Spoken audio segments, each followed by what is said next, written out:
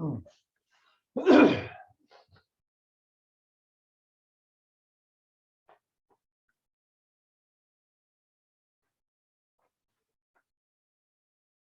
right, let's keep going.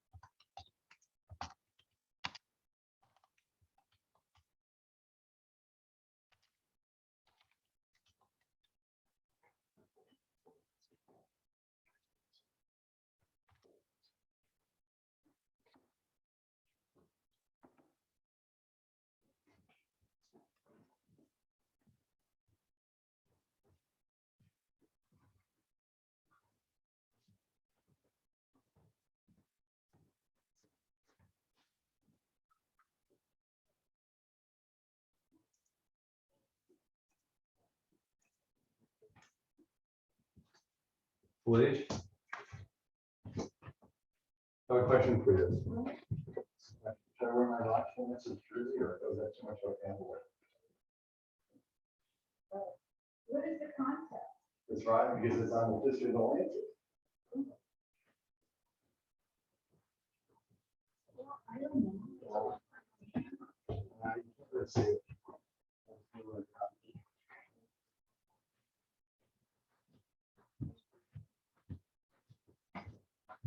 So I'll let your rocket difference. Yeah, yeah,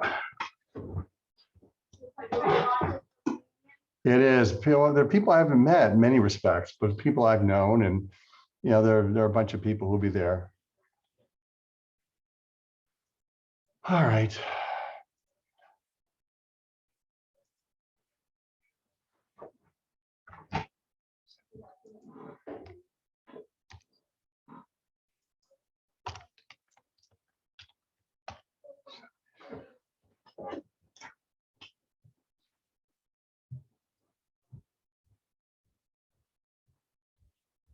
There you go.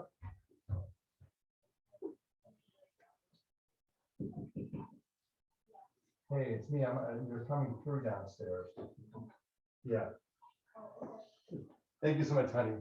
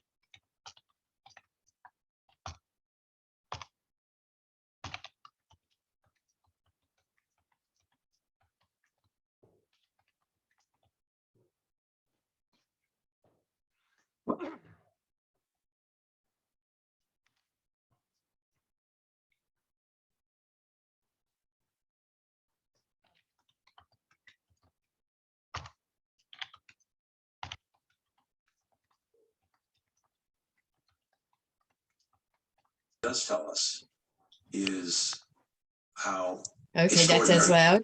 Hello. Hi, I'm setting things up for Joy, so don't worry about Sure, that. sure, of course. There. Because We I'm got a going to be pretty on good another group computer. today. What? We got a pretty good group today. I know, it looks pretty good. I probably have a story about every player there, but I'm not going to tell every story though. Hope Hi, you're well. Bob. Oh, Hi, how are you? Okay, very good. How are you? Good, good, good, good to see you. this is Good to Joy. see you too. Hi, I hear so Joy. much about you all the time. Well, thank you. It's very kind.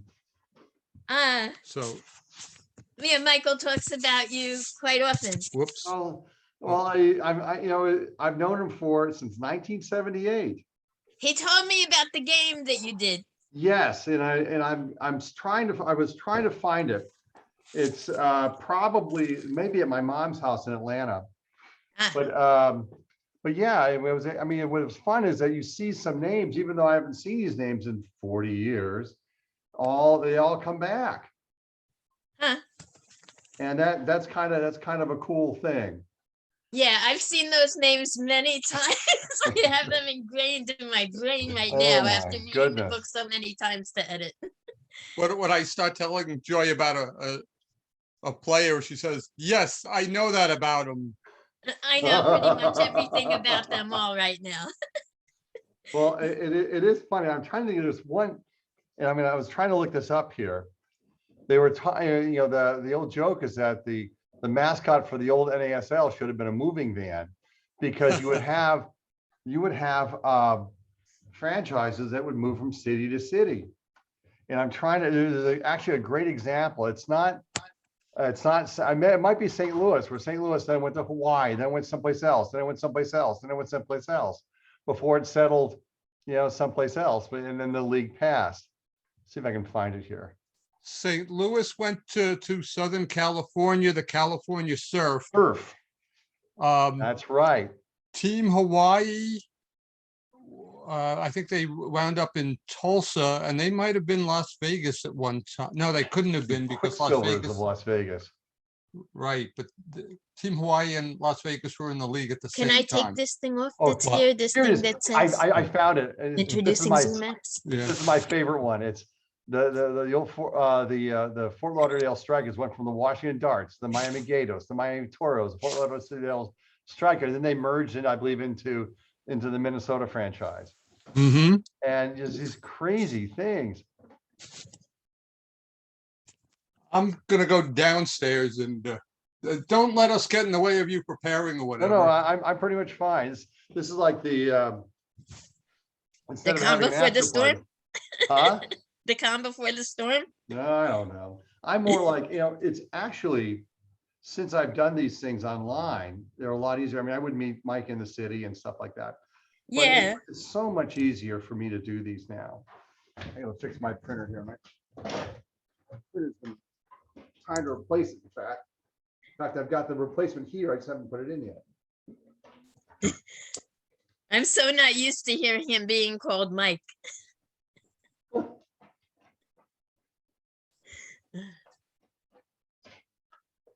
Let's see that little print printer. But it's we've done these. This is 27 years I've done this now. Wow, that's a long time. And then we have the Academy Award when it comes up next Ah, with Leonard Maltin. He'll do it this oh, year. And I actually found myself, I saw the Bugle, the Bulldog copy of it in Vanity Fair's Oscar insert for their this is coming out in about 2 weeks. We had a luncheon society with Haley Mills. My cousin. Haley Mills, Ah, and she's as delightful as you could hope. yeah, I think Michael was on that one. He And tuned into that I one. was He had a part of crush her- on her. I was part of the Look. group of people that helped get her Academy Award returned. Ah, And so it's going to be in Vanity Fair. I saw it's just a simple name check, but I'll take it. yeah. And so Hi, Michael. Hello, long time no see. I got to work on my background. I had the Lancers book as the background and it's not there and I'm kind of disappointed. well, let's see. That might be let's see. Is that me? No, Let's see. Put me back. no, I've been having trouble Why with don't my. you just lean it against the thing in back of you? Lean it against the picture in back of you. This? Yeah, you could lean it against there. The I know, book. but The book. I'll have this. I've had so much fun reading this, and so what I'll do when just to do some housekeeping. So as soon as we're done, I'll need your address, and I'll put together all the book plates. I'll get them out today. You can sign off on it, but this is going to be a good group. I talked to Shiano for a while, Uh, and now I played soccer with his son Chip. I played against his son because in Greece, New York, where I grew up, in Greece they had it was in 1971. It was the first year of little guy soccer in Greece, and then they 72 and beyond they broke off into their own thing. But there were 3 teams. And I looked this up the other day because my dad was the assistant coach, and Willie Adam, who was really big in soccer and with the German American Sports Club, was our coach. And it was the Bayreuth Pinnos. It was a group. It was a small kind of little convenience store on the top of Ridge Road at Cabot Road, where I grew up. Something called the Yondell Cobras, and then there was something called the Lancer Booster Club. It was, and I get what they were doing. It was an attempt back then to have a series of youth teams that would boil up to what the Lancers were doing, and that was it. And then one day when there was and I had to look this up again too. There was a team called Lanarosa Vincetti, I believe, from Italy, and they came to then Aquinas Stadium, and we were playing the pregame. A bunch of 9-year-olds on the field, on the pitch. Wow. Except what we didn't have was this. The field wasn't broken up into youth soccer break. We had the whole field, and I can't tell you. It was like you were in this expanse. It was, oh my God, this is huge. But yeah, it was fun. yeah, So- Charlie is a character. He is a character. But how do you think? Before everybody gets on, I probably pissed people off at the RNS, whatever they call it now, the RNYSC. Their marking's a little better. They've gotten better. They're introducing players online, which is good, and they're building some sort of quality about that. But they've got to do a little more. They've got to do a little better, because I can't see them. I think they're playing at MCC, Right. as opposed to 1,500 at the most. Yeah. You could see the book leaning There it against is. your thing. It's good. Yay. Here's a question. Why are people down on the stadium that's downtown? Is it the neighborhood? Part of it is the neighborhood. I mean, we've been fortunate when we were there because we could park inside in the parking lot. So there was quote unquote protection from outside elements, if you know what I mean. But people were concerned about the neighborhood, although I don't think there were a lot of bad things happening, but I think it was the reputation. and here's my argument with it. Here's what I push back. Before the Rams moved to SoFi Stadium, they played at the Coliseum. I've asked people outside of Rochester or who are in Rochester, do you know where the Coliseum is located? What part of Los Angeles? It's in South freaking Central LA. It is the scariest part of the of the city. Yet, you know what? 90,000 people, 95,000 people would come to see a USC game. You know, when the Rams are playing there, they get 75 to 90,000 people. And I remember because we were fortunate, very fortunate, and that we got our tickets from Chip Rosenblum, who's a member of the Luncheon Society, whose family owned the Rams. So we get the portable tickets. And I haven't, and usually when the Bills are going to be back next year. By the way, this is Hollander Stadium. It's going to last forever. That stone is going to last forever. Well, until I croak, and then it gets thrown into the pile like the last scene out of Citizen Kane. But I think what else? See, but the Union also play in a really terrible spot like that, and people go. Yeah, I mean, for God's sakes, the stadium's there. It's paid for. There's probably a Charlie Brown quality to it. But what drives me nuts about my hometown is we're very good about complaining. We chase teams away, and then we cry fondly about it after the fact. You know, I'm not saying that, and I'm also, and the other thing too, now I'm glad to see some good opening day numbers at some of these MLS franchises like Atlanta and stuff like that. Although as you probably know, Joy, Atlanta is a graveyard of former soccer franchises. The Chiefs, the Adams, all this other stuff. And you know, it's good to see this now. For those who are inclined, there was a team called the Oakland, what was it called? The Oakland Stompers. It was a franchise expansion. It lasted one season. They sold out. They sold out the Coliseum for their opening game, and then went downhill from that point. And the question is, can they maintain it? If they can, good for them. I mean, soccer is different than it was in the late 70s. We all know that.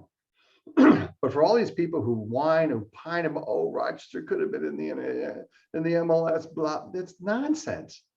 You need to have 20,000 season ticket holders, and the highest attendance at a Rochester stadium, and I was there, was 5 more than that at 20,005, which I've always thought that was an interesting figure.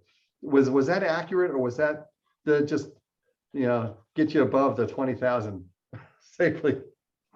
I heard there might have been a little more. But they were afraid of the fire laws. And let's face it, the Lancers always seem to get into problems, and I think they probably stopped there. Yeah. I don't know if Charlie will ever want to talk about it, but interesting situation there. But 20,005 is a nice, almost round number. I know, it's almost like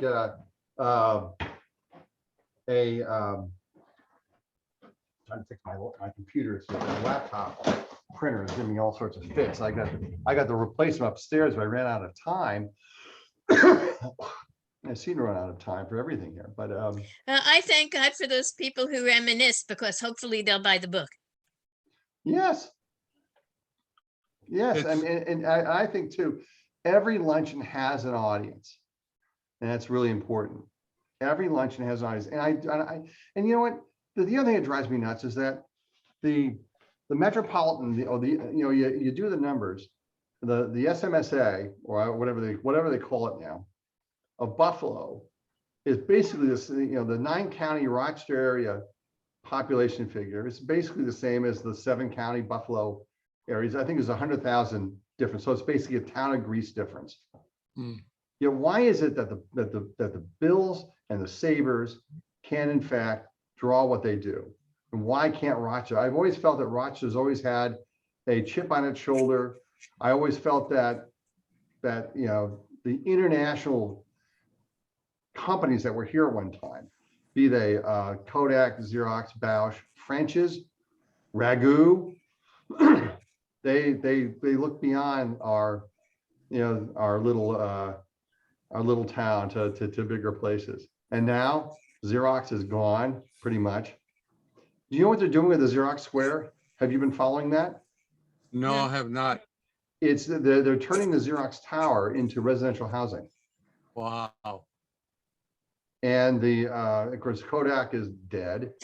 Well, they're trying to revive his corpse. And, Francis was bought out. Ragu, where I would spend, here it's finally printing, where I've spent more than a couple summers working there. That shut down, and they consolidated all those factories with, I think, whoever owned it, Campbell Soup or whatever.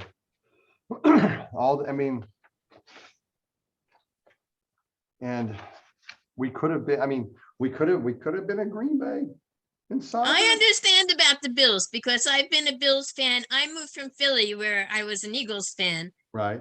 in '69, and I became a Bills fan because it's the only New York team. It is, you're Well- right, it is the only. New York Well, team. okay, the Jets played and the There's Jets a- played, but still, I couldn't root for the Jets. But I was a Bills fan. I'm still a Bills fan, and I'll always be. I don't know. Michael's had to put up with, me being a Well, Bills fan. Help me out. Because- There's a guy at the Democrat and Chronicle. His name is Sal Mariana. I think I pronounced his name correctly. Oh my God! As technically knowledgeable as he is, and he is technically knowledgeable. It's just. This guy he's over. He reminds me of Max Mercy from the movie The Natural. And hey, I'll be right back in 1 second, Mike. Hold on, I gotta fix something. That's Robert Duvall's character Right. from The Natural. Oh, The I sports wouldn't writer. know. So the sports writer. I've seen the movie enough to know that. I know. You've seen it like once I a love week, the every movie. week. Except the ending is totally different than the book. But they Yeah. had to make the Hollywood ending. But my mom's on. Mom, can you hear us? Oh. Hello. She Well, can't I mean, hear she us might yet. not be on. She might be on, but she might not be near either Right. video or the phone or whatever. No problem. Oh, what do you want? It's the Louis Rubensteins like to get the stuff early. I made the picture bigger, on the screen because Oh, you didn't yeah. have it big. Hey, do what you have to do. No problem. Yeah. I don't wonder why the Bills of course the Bills will have. The Bills are great. Why wouldn't they have a big fan base of people coming? Well, they've been around for 60 years now. 2 or 3 And stadiums football's a they've been bigger in. thing than soccer. Oh, it is, and I think the thing, I mean, the miracle of the miracle of the Bills is something like the miracle of the Lancers. They survived.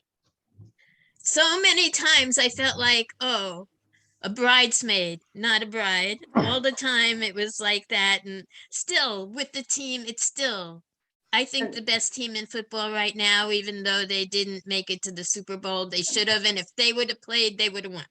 Well, They the have the thing of it best is, I thought quarterback. that at the end of that game with the Chiefs, both defenses were exhausted. 25% of the total regulation yardage of that game took place in the final 2 minutes. Yeah. I mean, the offense. But that's like every game in the season, every game in the postseason was like the last 2-3 minutes was it. Not like that. I went back and looked Yeah, at some no, it's stats. crazy. I mean, and at the same time too, if they would have squib kicked that, and then that could have, it wouldn't have changed anything. I don't think both. I mean, had Buffalo won the toss, they probably would have won the game, because what struck me is there was a 4th and 13, and they went for the end zone, and they scored. And I said, why would you have done that? Well, I think the word was that you look back at how the defenses were playing, and they were exhausted. But going back to Sal Mariana, whatever his name is, I'm trying to remember his name. Oh, I tried to reach out to Frank Carton. I couldn't get him. Michelle said he was out of town or something like that. He wouldn't have liked what I wrote about the TU using the headline line, a quote from Captain Alpha when he said, "We are the Lancers." And it was at the very bottom of a story, 50 some odd paragraphs in. And I said, it was a great quote, but why do you use that as the headline if it's so far deep in the story on the jump page? But maybe he's mad about that. I don't think Seriously. so. It's a long time ago. And do what? Bobby Moffett, there he is. Hello? Hi, Bobby. I'm Bob McBarton. Maybe Mike Lewis. We're just starting to get going here. Ladies and gentlemen, how are you? Good. That's who Are we allowed to have a Lancers killer on the? Yes, on we this are. thing? I mean, Apparently. Bobby did a lot of damage to them. Just kidding, Bobby. No, I- no, I- I think the I- damage I was talked done to- the other way. I talked to Excuse Carlos me, Medeiros, won't his you? wife. It's and my Carlos wife, should be on the June. call. Hi. Yeah, I'm leaving. I just set up for him. Take care. She's been for years, so now she's done it. Well, She did a good job. Well, I talked to, well, I know Maria, Carlos's wife. And so Carlos should be on the call. Okay. Gabe, how you doing? June? Here we go. Folks will start coming out. Nelson Capello. Oh, there's Nelson. Hi, Nelson. Can you hear? He's probably not, probably getting on there. Where is this coming from? Where's this, Well, actually, I'm based in San Francisco. right? Although I grew up in Rochester, I grew up on the west side, Greece, New York, the polite hoodlums. No, I'm not like that. Well, Actually, I miss my hometown a lot. I haven't, I was supposed to be back last year for a high school reunion back in Rochester. But the challenge was we had it, well, actually in 2020, then we had COVID and it was pushed back to 2021. Then Delta happened and then it was pushed back further. And it's like, so I hope to be back in Rochester next year or this year, I should say. And that'd Yes, be we great. all wish to be back in some of the places we haven't gone to for a long time. Well, yeah, and I still have, it's weird. I still have a lot of family in Rochester. I still have I still have a lot of friends back home. And it's fun. I'm looking forward to going back up when it turns warmer. Thank you. You're from Rochester also? I'm not, but Michael has brought me up there a number of times and it's been nice. Is it the Kodiak businesses out of Rochester? Well, they still are, and let's see if they can rebound in their new direction. But we shall see. I know that Peter Short played for Rochester. He played for the Tornado also, and he was always going back to Rochester to get some work. And then he came down here for a couple of seasons. Peter ended up coaching the team. That's right. Yeah. A tenacious defender. Very much so. Well, for those, we've got a few minutes here, which is good. This is kind of like the opposite of the after party. It's the before party. Let's see. Okay. Let's see. Who do I get? Oh, I got to send it. This is what's nice about this is this is kind of a, somebody wants to come on here. I got to get them a Seamus Malin. Hold on here. Seamus. I'm here. Let's see. Did you get in? I'm in on Charlie's on. Okay, there we go. Where's my So notes here? this is good. So the Luncheon Society has been around for 27 years. And it's started off as a series of private lunches and dinners that would take place in New York, Los Angeles, Boston, and San Francisco, where I live. Okay. And there's a strong political piece, scientific piece, and sports piece. And oops, what do we have here? Okay, I'm gonna send a link here. Randy, hold on. All right, Randy. And since the pandemic, we have seamlessly moved to being online. I'm getting some feedback back there. And it's worked out well, it has worked out real well. And so, you know, some of the folks, and we've had these great things over the years. You know, we had years ago, we would have like a number of gatherings with Christopher Hitchens, which would turn into long and very I can imagine. seriously drunken afternoons in San Francisco. Somebody's sharing a screen here. Get that. Okay. Judy, I think you're sharing a screen. Just could you unshare that? June? Need your assistance. That's Judy Lewis is sharing a screen here. It says enter the email. Let's see. There's what a we got here. password apparently. Yes, That happened. put your, Email. put my, you get up and, Hmm. There we go. Perfect. oh, we're back. We Oh, are back. Yeah, more sound.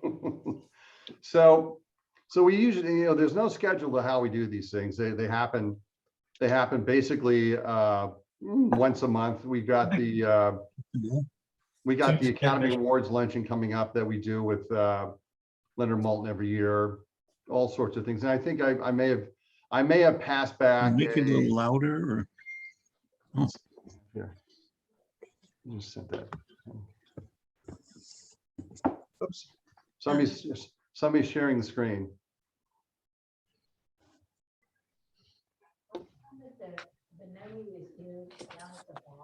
Yeah, we'll fix that in a second. Mike, are you looking to share the screen or? I don't even know what sharing the screen is. I Okay. just get on. I these don't know. things, So, It looks like it's your mother, though. yeah, Yes.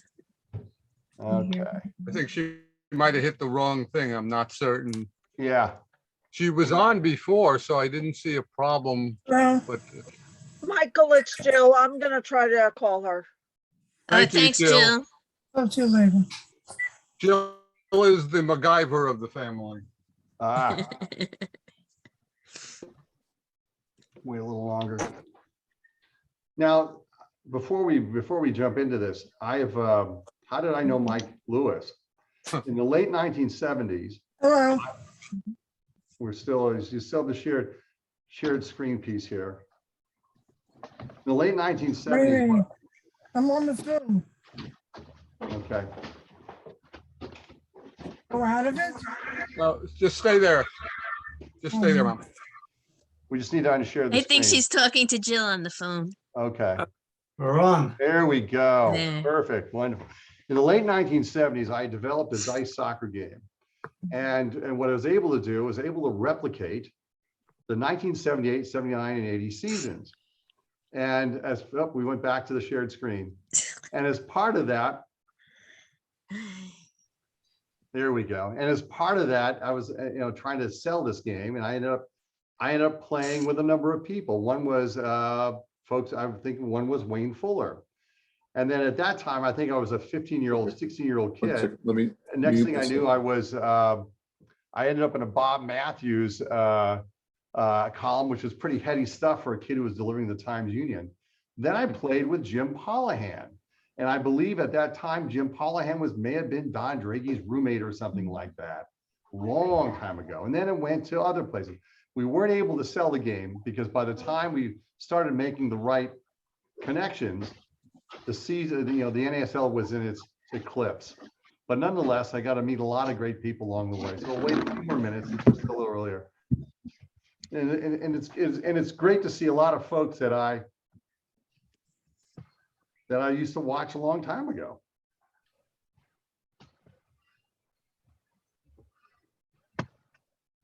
So Well, Bob and I, Bob, probably, I don't know if you called me or wrote me a letter, but you invited me over to your house to play That's the right. game. And I said I might write a story about my experience as well, too. And my feeble knowledge of the game at the time, at least compared to today, this would be a lot of fun for a story. And I take a look at the ratings, and most of the Cosmos have A's and B's, and Lancers have A's, B's, and C's. I didn't know what I was doing. And early on, I try to get through the midfield, and I get getting clogged up. So I said, forget about all this short passing. I decided to go long ball. And against what I wanted to do game plan wise, I actually went for 3-2 victory, which was since the game was played in Rochester, the Lancers did beat the Cosmos a lot of times in Rochester. So that I think that was part of the home field advantage. And let's face it, the roll of the dice too. Well, what was funny is this.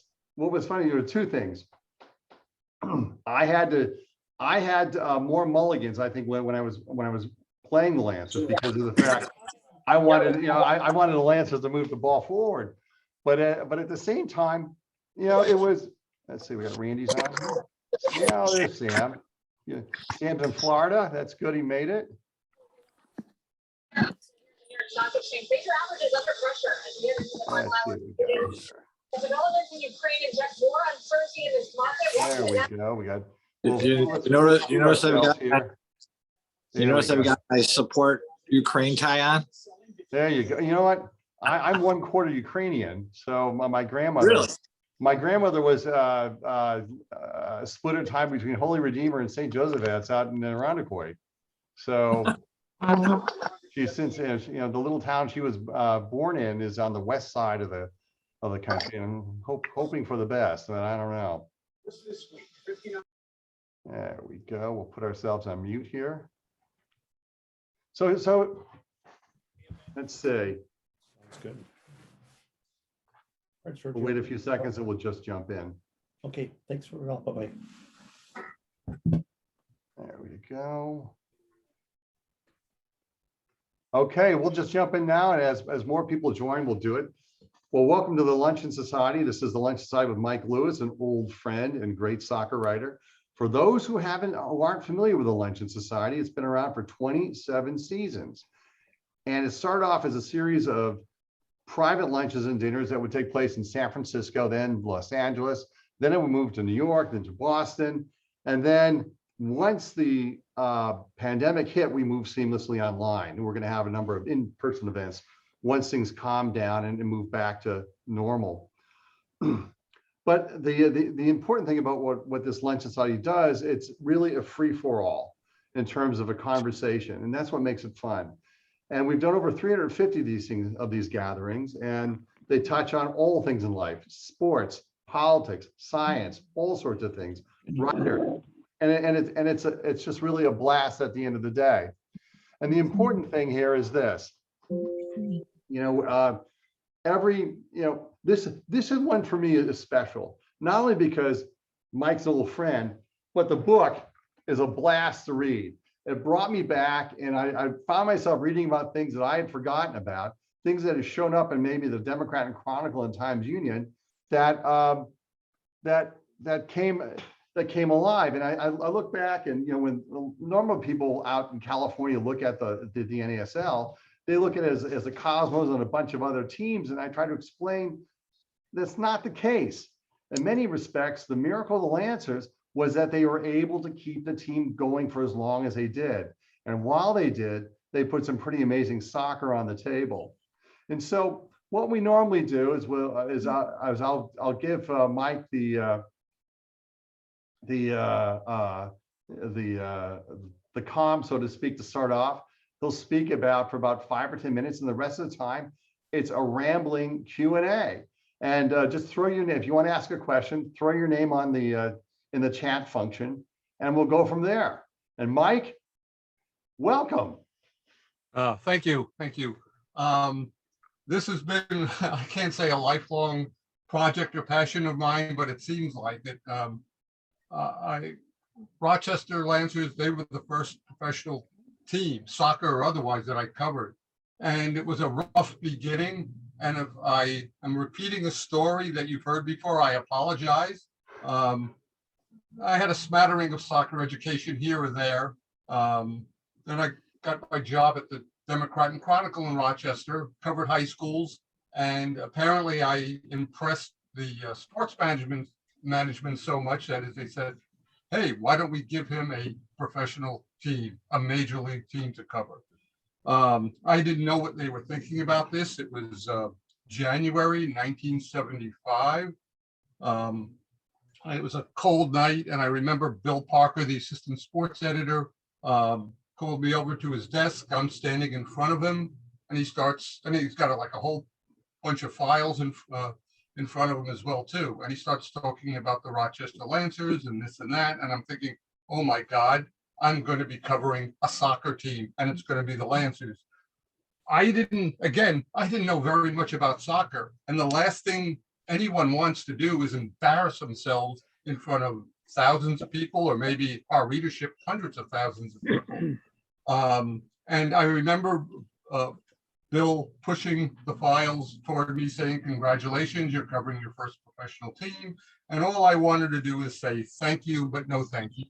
Now, I was there for like 6-7 months. I was still under probation. We had a year probation. I'm not about to give up my career in soccer. And basically what happens is I go out and I try to learn the game as much as possible. I try to be a sponge. Alex Loy, former Lancers writer, who unfortunately passed away a number of years ago, he helped me a lot.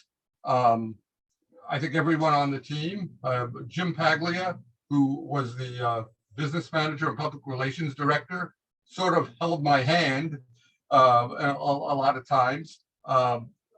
There's a place in Rochester, I know it's not the same as it once was, called Worldwide News, fantastic place, newspapers from New York State, around the country, out of the country. I got British soccer magazines, the Toronto newspapers, because they knew what they were talking about. And slowly but surely, I found a soccer book here or there. I spoke to the owners. I mean, one thing about what I really enjoyed about the Lancers was how accessible the owners were. Charlie Schiano, Pat D'Onofrio, and Neri Sabunku.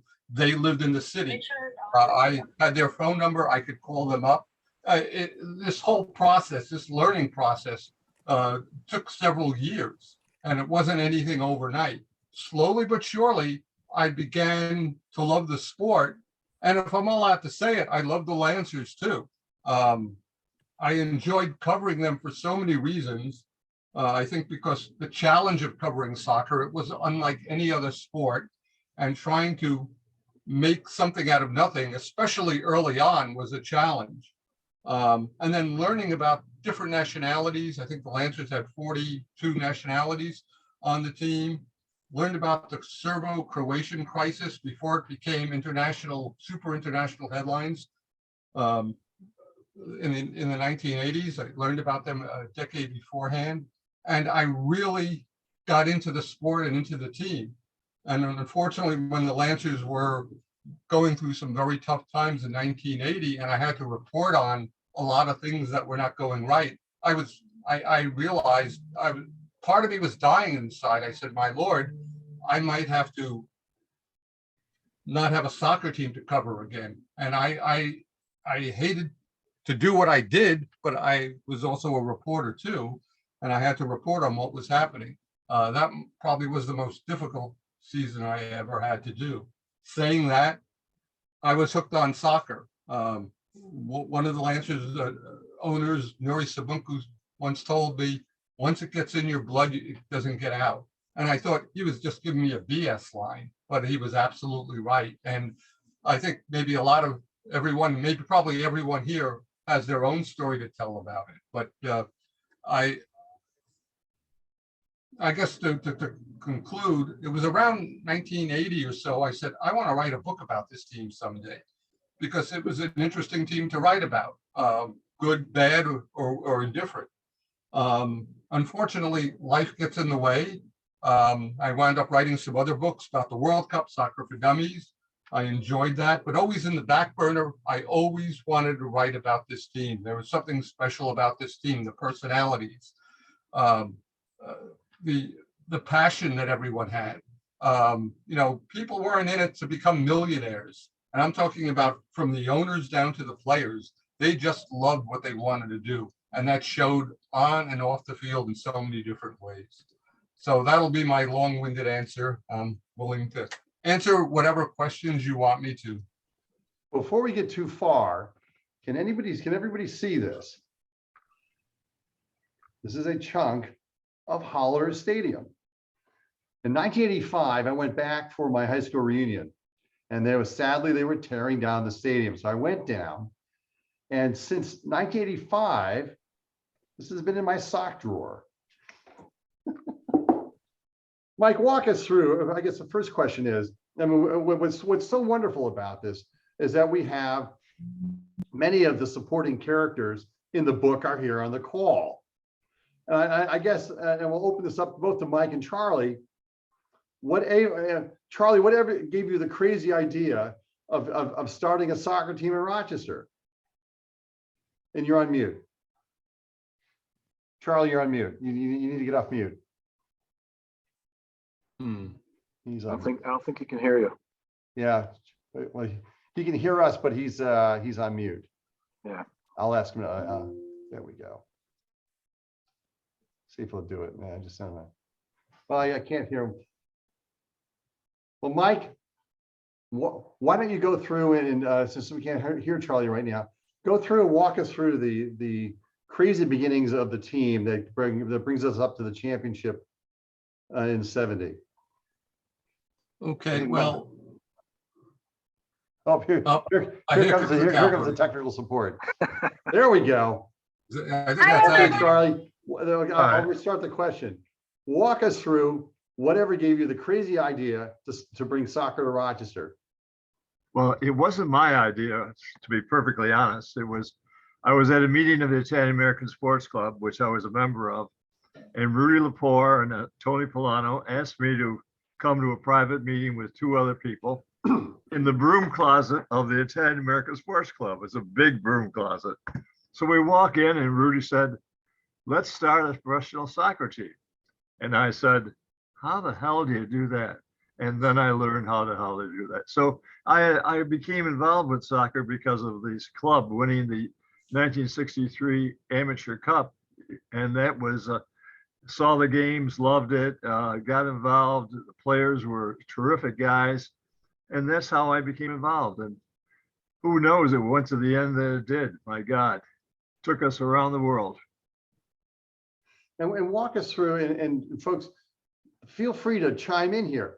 Walk us through what moved you from the ASL to the NASL in 1970, because at that point, the league was in big trouble.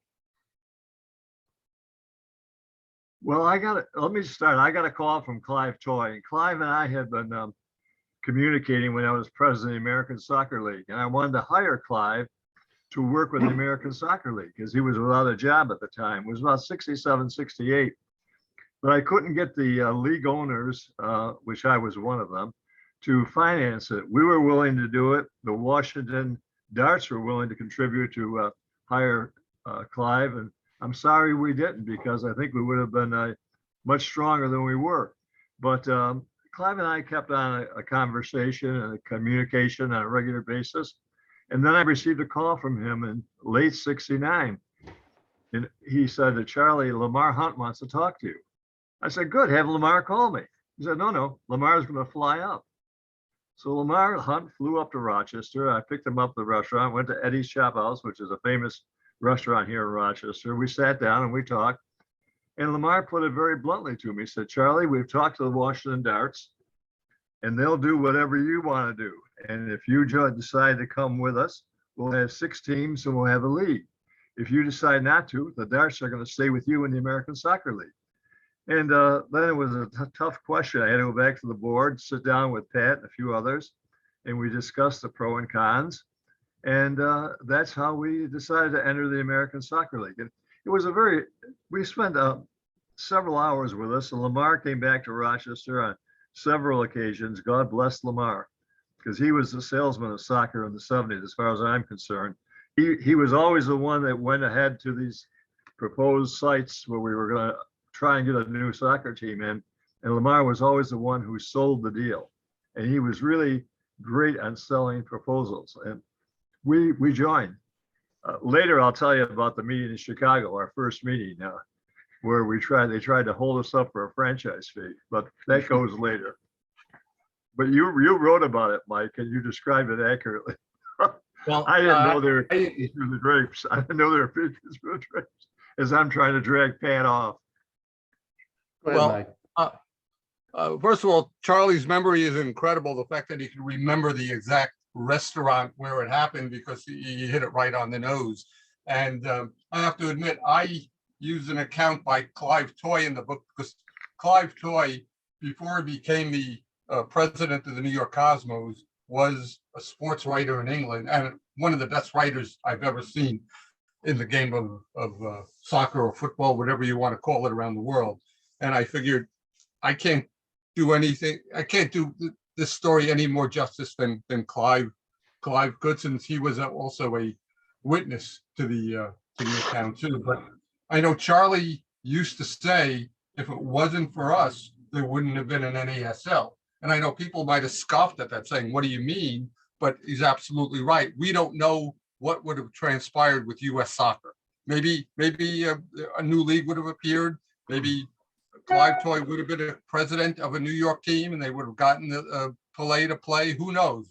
But all I know is that's current history as we know it right now.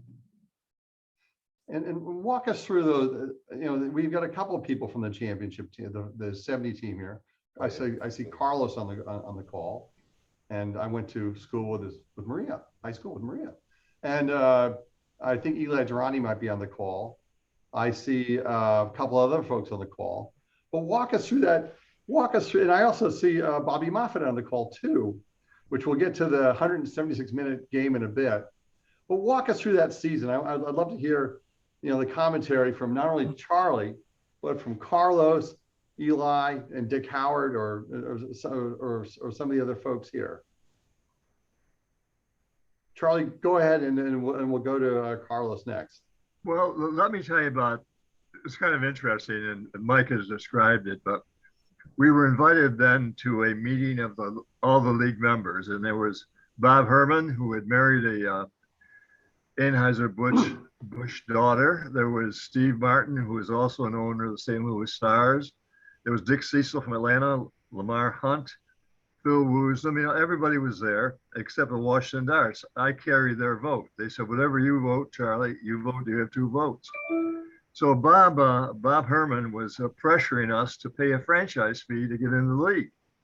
And I turned to Bob, and he was chairing the meeting. I said, Bob, we already paid our franchise fee in the American Soccer League. I'm giving up my presidency. I'm giving up the franchise fee, and you want to charge us $25,000? I said, answering for Washington and Rochester, the answer is no. So then they went down to 15,000. I knew we had them then. Then they went down to 10,000. Then went down to 5,000. And finally, I said, here it is, gentlemen. You have 30 minutes to make a decision. Pat and I will go out and sit on a bench outside the room, and we'll wait for you guys to decide. Little did I know that they were looking at us through the drapes and planning to tackle us if we tried to get into a cab. And I'm trying to pull Pat. I said, Pat, 30 minutes are up. Now we have to leave. Come on, let's go. And they called us in and said, okay, you're in. You don't have to pay a franchise fee. That's how it started. And it went on from there. But, Michael, you missed a great story I never told you. Later on in the show, I'll tell you a great story about Lamar Hunt and us. And it was fascinating. It's kind of cute, a little racy, but cute. Racy but cute is good. Well, maybe I should tell you now. It's 1971. And early in 1971, we had been presented with a presentation by Hershey Chocolate out of Pennsylvania. And they wanted to put Hershey on our jerseys and have a Hershey night. And it was my impression that we voted yes, we wanted to do this. It was just up to the commissioner to sign the contract and move it along. Lo and behold, nothing happened. And we never got a report. So I am at the meeting we had a meeting in St. Louis again. And I had insisted on knowing what happened to the Hershey contract. And Bob Herman and Dick Cecil from Atlanta kept on changing the subject, and I kept on going back to it. Finally, it was 5 o'clock, and we were about to adjourn, and I insisted. I said, tomorrow morning at 9 o'clock, I want an answer as what happened to the Hershey contract. Well, I get to my seat the next morning at 9 o'clock, and it's Easter time, and sitting in front of me and my desk is the 3.5-foot chocolate rabbit, right? Decorated in cellophane and flowers and everything, with a 10-inch penis on it and a jelly bean at the end, a red jelly bean. And I looked at that and I said, "What is this?" And Bob Herman said, "This is what happened to the Hershey contract." But now the final, at the end of the meeting that day, they asked me, "Aren't you taking the rabbit home?" I said, "Are you kidding? I'm not taking that home to my house. My wife will kill me. This 10-inch penis on it, you know?" So Lamar said, "Charlie, you mind if I take it?" I said, "Lamar, if you want the rabbit, it's yours." So we took the tram to the airport together. Lamar's carrying this big chocolate, 3.5-foot chocolate penis, rabbit. And I turned to Lamar as we're walking through the airport and I said, "Lamar, at least break the penis off. Everybody's looking." He said, "No way, Charlie. I can't wait to get home and show my wife." That's a true story. And Mike, you missed it. I don't know if you would have put it in your book anyways, but It is a that great was- story, though. It's that was a fantastic- chocolate Hello, rabbit Mike. Mike, can you hear me? This is Don Lauka. Hey, Don, how are you? Yes, I the reason I'm getting in is because I have a Charlie Schiano story. No. No, this is, you'll remember this one. I guess I'm the only one here that played for the very, very first team the Lancers had. It was before we were in the league. It was an exhibition game. But at any rate, we had a lot of different nationalities on the team, and I'm Ukrainian myself. Have the Ukrainian jersey on, by the way. And I could speak English very well, but we had different nationalities, and I could mix in with some of the other nationalities. And when Charlie would get mad at the coach, we had Selden Rosa was the coach. Charlie would come in and say, "If you guys don't do this, you're going to get my size 13 up your ass." You remember that, Charlie? I remember that. And I could translate that in 6 languages. That was my Charlie Schiano story. I could translate. You're gonna get a size 13 up your ass in 6 languages. How are you, Charlie? I'm good, Don. Nice to see you. Nice to talk to you, buddy. The one question I have goes to the longest game. We had a couple people on this call from that game. You walk us through at some point when you're hitting minute 150 and not realizing you still have another 26 minutes to go. What was it like out on the pitch? I mean, I talked a little bit about it with Bobby. I don't think I've talked about it with Carlos, but what was it like? I mean, people had to be falling down exhausted. And I think what was the substitution rule at the NASL at that time? 2? Yeah, it was 2. My recollection was 2 at the Yeah. time. So walk us through that if you could, and Bobby and Mike and Carlos. Can you hear me? Yes, hear you perfectly. Oh God, I think people are ordering pizza already on the stands because it become midnight. Some people had to go to work, and every minute go by, people didn't know what to do anymore. It's got past midnight. So we finally got to go, and guess what we get in reward? We all went to the Kodak for breakfast. They used to have a restaurant. That's what we got to win the game. Now, I think Bobby was shadowing Carlos. Is that correct? You're on mute. I'm mute? No, Bobby is on mute. Oh, I got my wife's name there. That's nice. Well, Bob, let me say this. I hate to interrupt, but Sure. It was my idea. And I brought the motion up to the North American Soccer League that I hated the penalty kicks to decide who was going to be a winner of a game. So I made the motion to change the rule. We never told FIFA about it. We just did it. We were going to play 15-minute overtime periods. And I remember when Peter Short heard about this, he came to me and said, "Charlie, are you insane? We'll play all night." And I said, "Peter, don't worry about it. Somebody's got to score." And I Can was you hear me wrong, now? of course. Yes. So Bobby, give us, since you were on the other side of that long game, walk us through your thoughts. Well, Rochester, extremely competitive team, very aggressive. I started off up front. We had some injuries. I went to midfield, and then we had some injuries, and I ended up at fullback. I ended up marking Carlos, and I had him outside. This is right back. I had him outside the penalty area. He cut inside. I thought he cut the angle off. We're back by the 6-yard box. He curled it round me and it went off the far post and went into the goal. It was a great goal. And that was the end of the game. So 176 minutes, everyone was exhausted.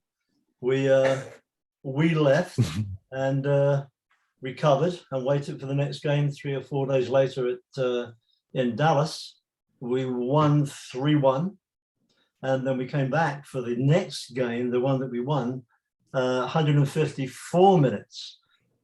Both teams ended up with 9 players on the field, 4 ejections. And right at the 154th minute, there was a substitution for Jimmy Benedict for our right fullback. Jimmy came on, he had the ball, he kicked it into the penalty area. It was bouncing all the way from the halfway line. And remarkably, I'd like to see the film if it exists, both the centre backs fell over. And I had been making my run. And it was right in front of me from 12, 14 inches, and I knocked in the goal. It was a remarkable finish to a remarkable series of games. And the rivalry between the two teams kept going. I mean, in 72, I sent that to you, Bob. We had to stop the game early. We won 2-0 again up in Rochester. We had beer bottles thrown on the top of the net, and Mr. Gallagher, the referee, decided that 2-0 up, we should end the game. So it was a very lively, competitive issue when we walked on the field together. Well, what I want to do now is go to the 77 season, because that is that moment where all of a sudden the planets seemed to align. As I recall, the team was 11-15 that year, found a way to get into the playoffs. And I just want to ask the question both to Jim, to Nelson, to others, and to Charlie. Did you, I mean, how was it like to all of a sudden go from a team that played in Rochester to the team that played in Rochester for that point? I mean, I was used to, when I would go to a Holiday Stadium, I would have been 15 years old. I bicycled out to the stadium, locked my bike at some warehouse across Ridgeway, hoped it would get there when I would get back. I'd be there with 4,000 or 5,000 people, but all of a sudden it seemed that you had 7,000, 8,000, 9,000, 10,000 people showing up, and then it got bigger in the playoffs. Walk us through. I mean, Mike, if you can set that period up, and if Nelson and Jim can speak to it, and Charlie, that'd be great. And whoever was around that I may have been missing on this call. So go ahead. Sure. Yes, the Lancers finished 11-15. They barely got into the playoffs. They had a good team, but they were struggling for whatever reason. Mike Stoyanovich, the striker, had apparently separated his shoulder. They missed him for a few games and the offense went south. He comes back and they essentially use him as a decoy and they get into the playoffs. And meanwhile, his shoulder injury or alleged shoulder injury, he gets healed. The first game of the playoffs, Lancers are playing in St. Louis on the road, actually in the same stadium where the new Rochester team in MLS Next will play their first game, ironically. Lancers were not very good on the road that year. They struggled big time. I remember there was thunderstorms, lots of rain before the game. They played the game. It was a scoreless draw. One call, I think Francisco Escos fouled the St. Louis player very close to the penalty area. The referee was at a different angle. Maybe he awards St. Louis a penalty kick. Well, make a long story short, Rochester goes into the shootout 0-0. They win the shootout. And then they have to play their all-time nemesis, or at least at the time, the Toronto Metro's Croatia. And yes, they were a team that had Croatia in the name. Rochester had several Serbians on the team. And the players, some of the players actually were friends. They did get along, but the fans, particularly the Toronto fans, did not like anyone from Rochester. That set things up for two of the most incredible games I've ever seen. I'll try not to go too far, but in 1977, when the Rochester Lancers did win that first game, my lead was, it was a soccer game to end all soccer games. And the next day I looked at it and I said, did I go crazy on this? And looking back at it 45 years later, no, it still holds up 45 years later.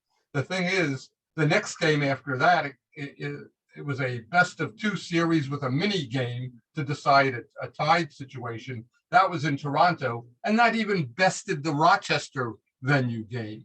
But I will let everyone else talk about those two games because I was a spectator. I'll let Nelson, Jim Pollahan, Charlie, and whoever else is from that team talk about it.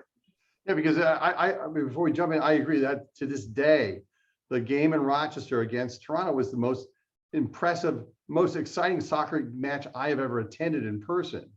I would remember, the shootout was nail biting, but also too, maybe not in a good way, but I would remember sitting in Hollander and all of a sudden a bottle would fly over our head. And that was a little spooky, but yeah, Charlie, Jim, and Nelson, go for it. Go ahead, Polly. A car exploded in the parking lot too. I don't know how that car exploded, but it exploded just at the end of the game. Oh, it's okay there. Don't you want to hear? Oh, you got your, can you hear it? Yay. And that when Mike was talking about playing in St. Louis, we played. It was so muddy. There wasn't much soccer really being played in that game, just because of the mud and your shoes are just sinking to the mud. And luckily, as you said, we won on a shootout. But the game up in Toronto, it was just amazing. The fact that we played with we're man down, a couple men down, and ended up winning the game. And it's just one of these big rivalries that we have with Toronto. But as far as the '77 season, it was just a great season, especially how we finished.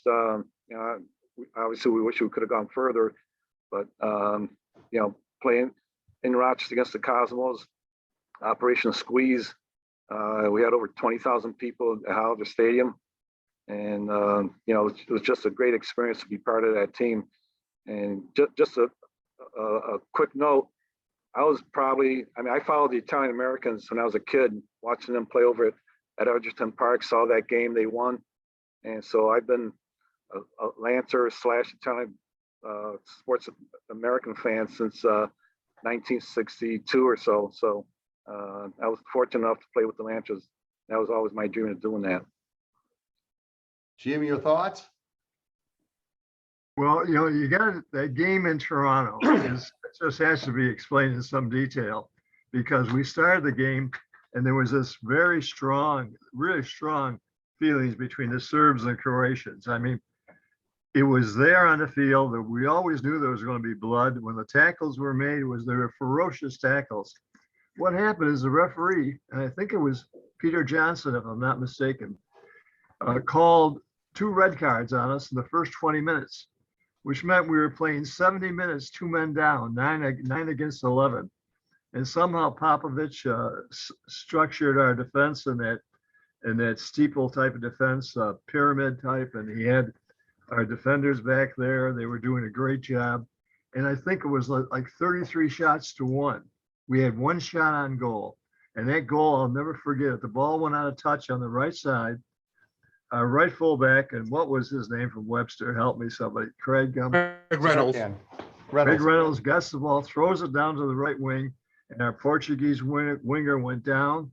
Stojanovic had been shadowed by 2 Toronto defenders, and he pulled to the left. He took the 2 defenders with him to the left, which meant it was goalie 1-on-1. And as soon as the Portuguese player entered the 18-yard mark, the goalie came out after him. He just lifted the ball over his head and went into the far corner. And that's the 1 shot we took, the 1 goal we scored. And then they came at us with a ferocious attack. I mean, I don't know, attack. And the goalie and the defense were fantastic, superb, unbelievable.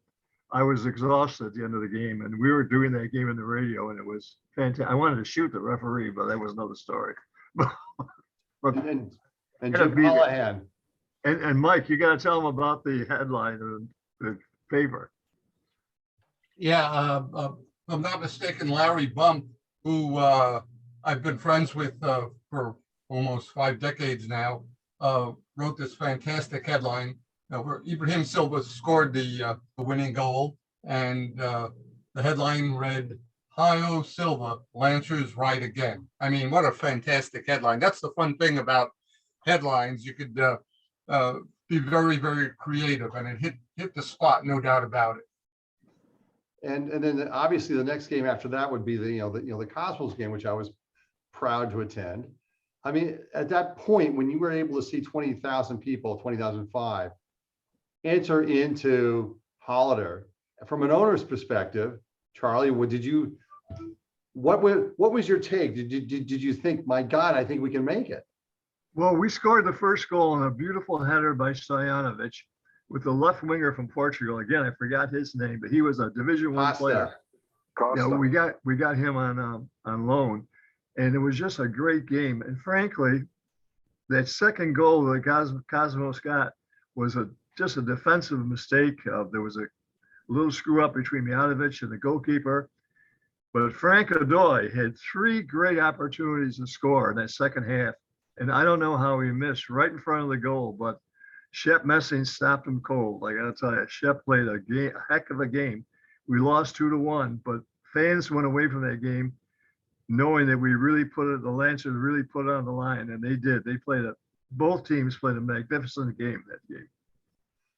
And I guess the follow-up would go to the financials of soccer. Years ago, I don't know if Tom Simpson is on the call. I'm Oh, here. there he is. Yeah. Tom Simpson. Tom, you were what, the USA Today Coach of the Year in '97 for the Open Run? Right. Yeah. Tom's old friend. There he is. He was owner and coach of the San Francisco Seals that had a wonderful Open Run years and years and years ago. But when I was on the board of advisors for the Seals, and when I realized you were trying to run an A-League franchise on what essentially amounted to grocery money. I mean, Charlie, looking back at this, I mean,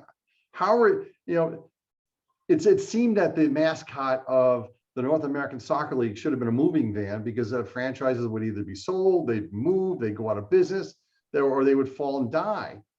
And walk us through how you were able to keep this together. Well, it took a lot of. Go ahead. I wasn't sure who you were asking the question. And Tom, add to it too, because there's a lull of soccer between the time that the NASL left and the MLS began to emerge, that you had this period of how do you keep soccer going financially? And we'll start with Charlie, and then we'll go to Tom after that. Sure. Well, the question for me is a lot of sacrifice on the part of the owners and the patrons, and we tried to do season ticket sales. I mean, that was one idea I brought to the American Soccer League. Nobody even thought of season ticket sales in the old ASL, but we relied on our season ticket sales, which were not bad, really. We 900, 1,000, maybe 1,500 at our peak. And I always felt that we figured 3 times whatever the season ticket sales were, and we try and budget ourselves. And the other thing we did is that some of the owners took over responsibilities that administrators would take, employees would take, and we did a lot of that ourselves just to save money. So we cut corners where we could, and we tried to make sure that we traveled well, fed the team well, and kept everything copacetic. But it was really a tight run for us. We couldn't have done it without a lot of help from volunteers. And we'll move over to Tom, because when Tom, as I recall, back in my younger days, and we were playing out of Kezar in the middle of San Francisco, and still it was very hard for to draw a crowd. Yeah, still is. So when I got involved in the professional side of soccer, I was very aware of the NASL experience. It was the talk of soccer for a long time. So why did the NASL go down?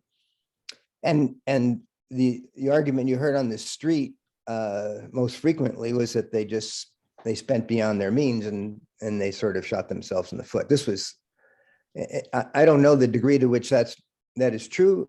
You guys do. But it was the going belief. Soccer burned soccer's professional experience burned its own house down. So I was, as I was getting dragged more and more into this, because I honestly was not thinking about this when I started soccer. A guy named Francisco Marcos asked me to join his program as the first team from San Francisco.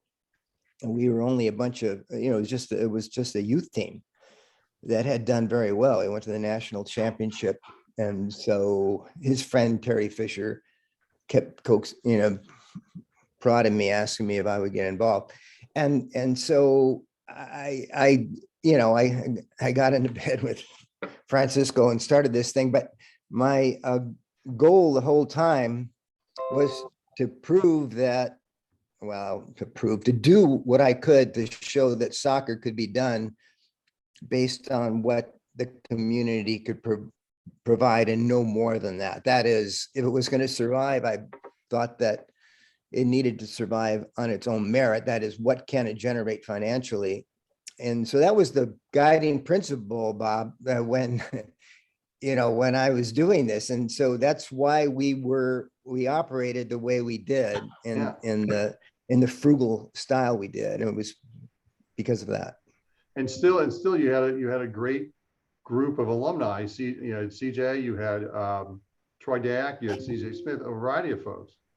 Yeah, and Marquise White. Marquise White, yeah, right. But we had a bunch of guys that went on to the MLS and had great careers, and we had a lot of guys playing on the U.S. national team, and so forth. So we did have a lot of success, but it was based on the idea that if soccer was to grow and survive here, then it needed to be done as a grassroots program. It needed to be embedded in the community.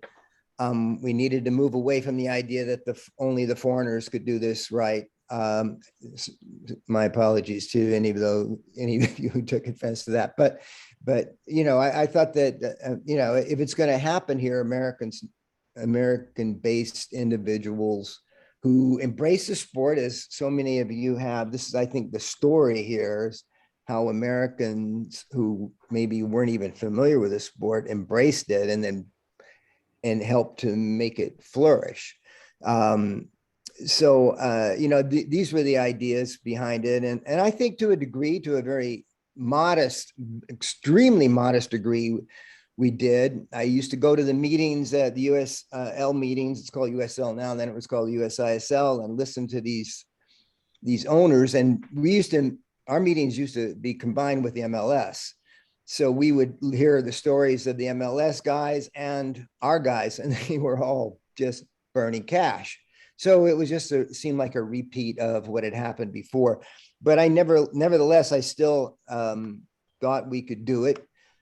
The teams at that time, had $1 million, $2 million budgets in the A League, and our budget was $300,000.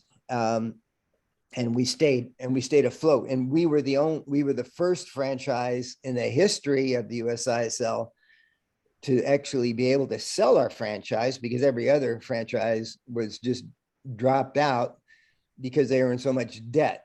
Nobody had anything to sell because the debt was higher than the franchise fee. So we were able to, when I left, and I left at the end, in the year 2000, and we pulled out, we actually were able to sell the franchise because we hadn't gone into debt. So I lived up to the goal of not burning ourselves down, but what we proved that we could do is such a modest, it was just an accomplishment that there's not much to brag about, but at least we could say we did that.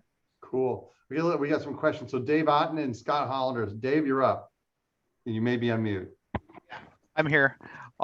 So my question, I guess, is probably for Charlie. How did you build that first Lancers roster? It's not like you had college teams that were feeding into professional levels. It seems like it was probably a lot of exploration that you had to do at that point. Well, I'll answer that question, but I want to get back to the reason why the NSL collapsed and some of the ideas I have why it should not have collapsed. But let me answer your question. What we had the structure of some players within the Italian American Sports Club who had won the National Amateur Cup. We had brought the Italian American Sports Club had brought some players from Brazil to play. They were professionals playing as amateurs in the Amateur Cup. And we had 3 or 4 of those, Nelson Bergamo, Jair, about 3 or 4 of those. So they were with us. We had Don Lalka, who was one of our original Lancers, and he had played around the American Soccer League and the German American Soccer League. So we had Lalka. We then went to Scotland and picked up Ken Allison, who played for Celtic, if I'm correct. And then we picked up Gordon Roberts from the Wolverhampton Wolverines. And so we had a few amateurs there who were very good. And that was how we structured our team. So we had a base to start with. We added a Scotsman, we added a guy from Wales, and we had a couple of German American players who had played professionally.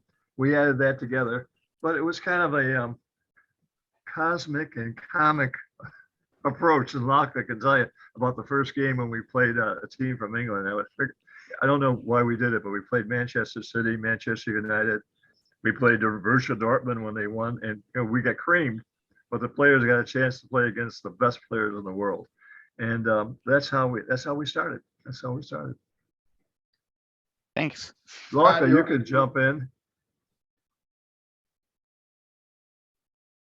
Well, go ahead.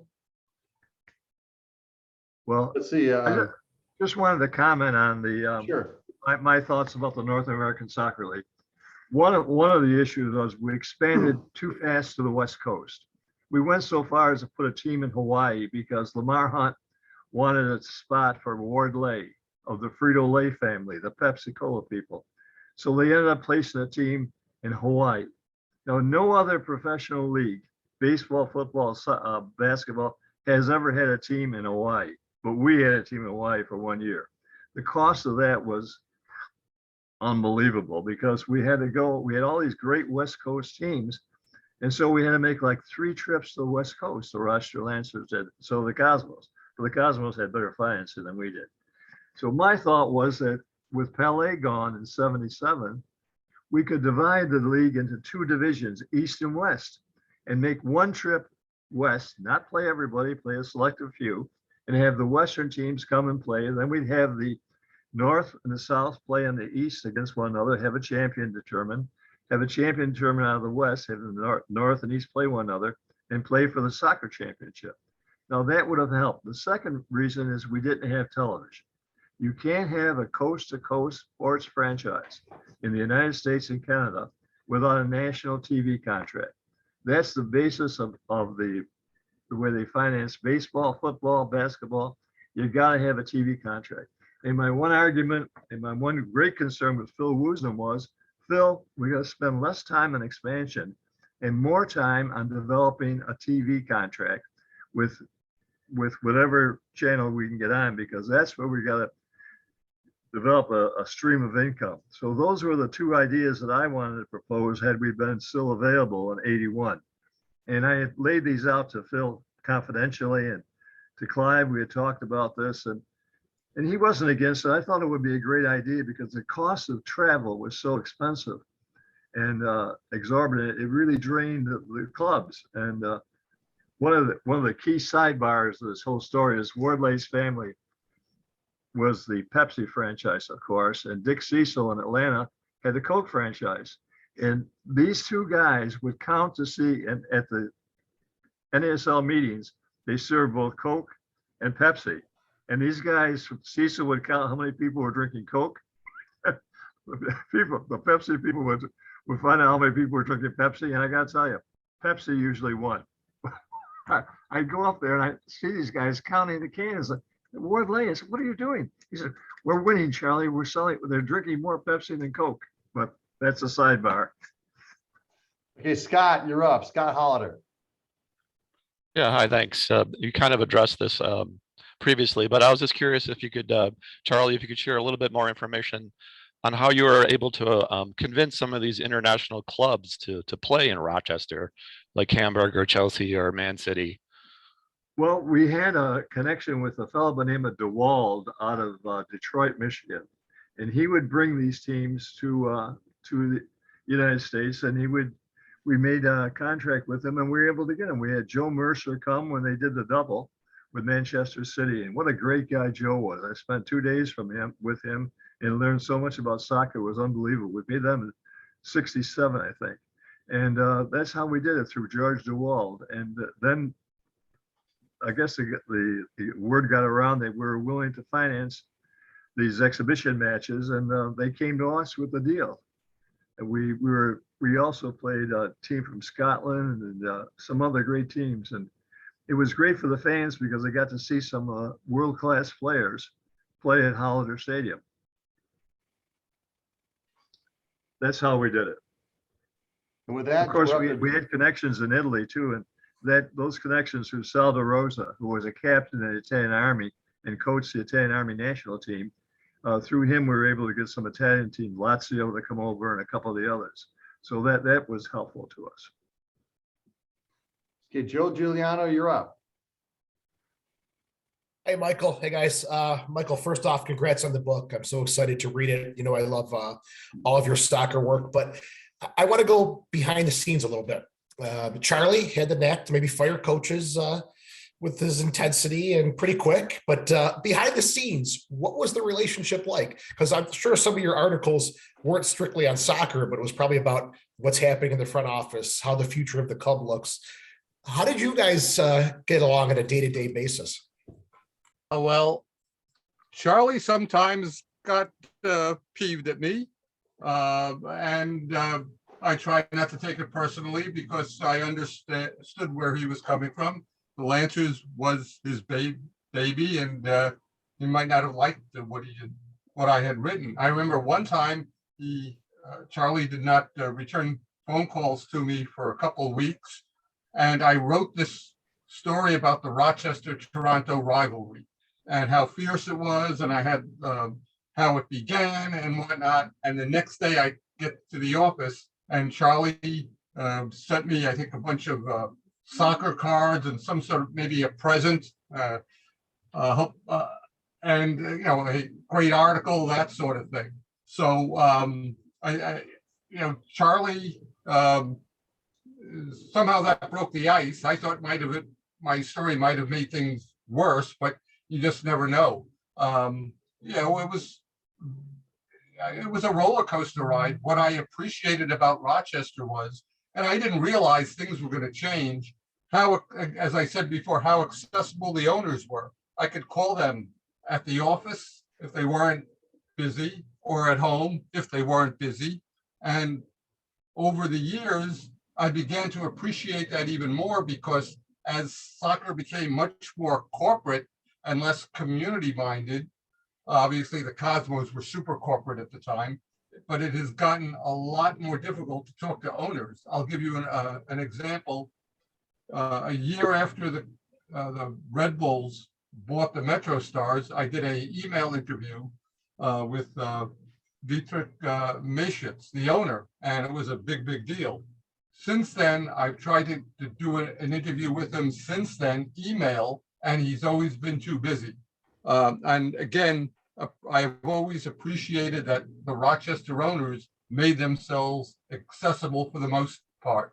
Yes, they were busy. Sometimes they got mad at me. And again, I try not to take it personally as well, too. And, but let Charlie have his say.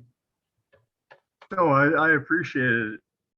Really, I appreciate every word we got, whether it's negative or not, because at least it got our name out there. So I appreciate every article. In fact, I used to tease Alex Loy, because every time he wrote an article, he had a photo of Don Locke.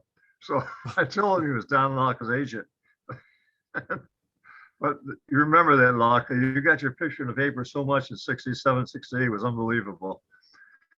But Mike, one comment about your book. It did a great job. I haven't finished it all yet, but one mistake I picked up, I'm the one that brought Peter Short to Rochester, not DeRosa. Because when we joined the North American Soccer League, Peter called me and said, Charlie, and he didn't know me, but he said, Charlie, he said, I'd like to come up and try out for the Lancers. I knew who Peter Short was. I said, Peter, you're welcome. We'll pay the trip up. And Peter came up, and of course, he was with us for quite a few years. A great guy, very personable, and a great defender, and a wonderful, loyal Lancer, really was. Bob, can I change something here? Change the Sure. course?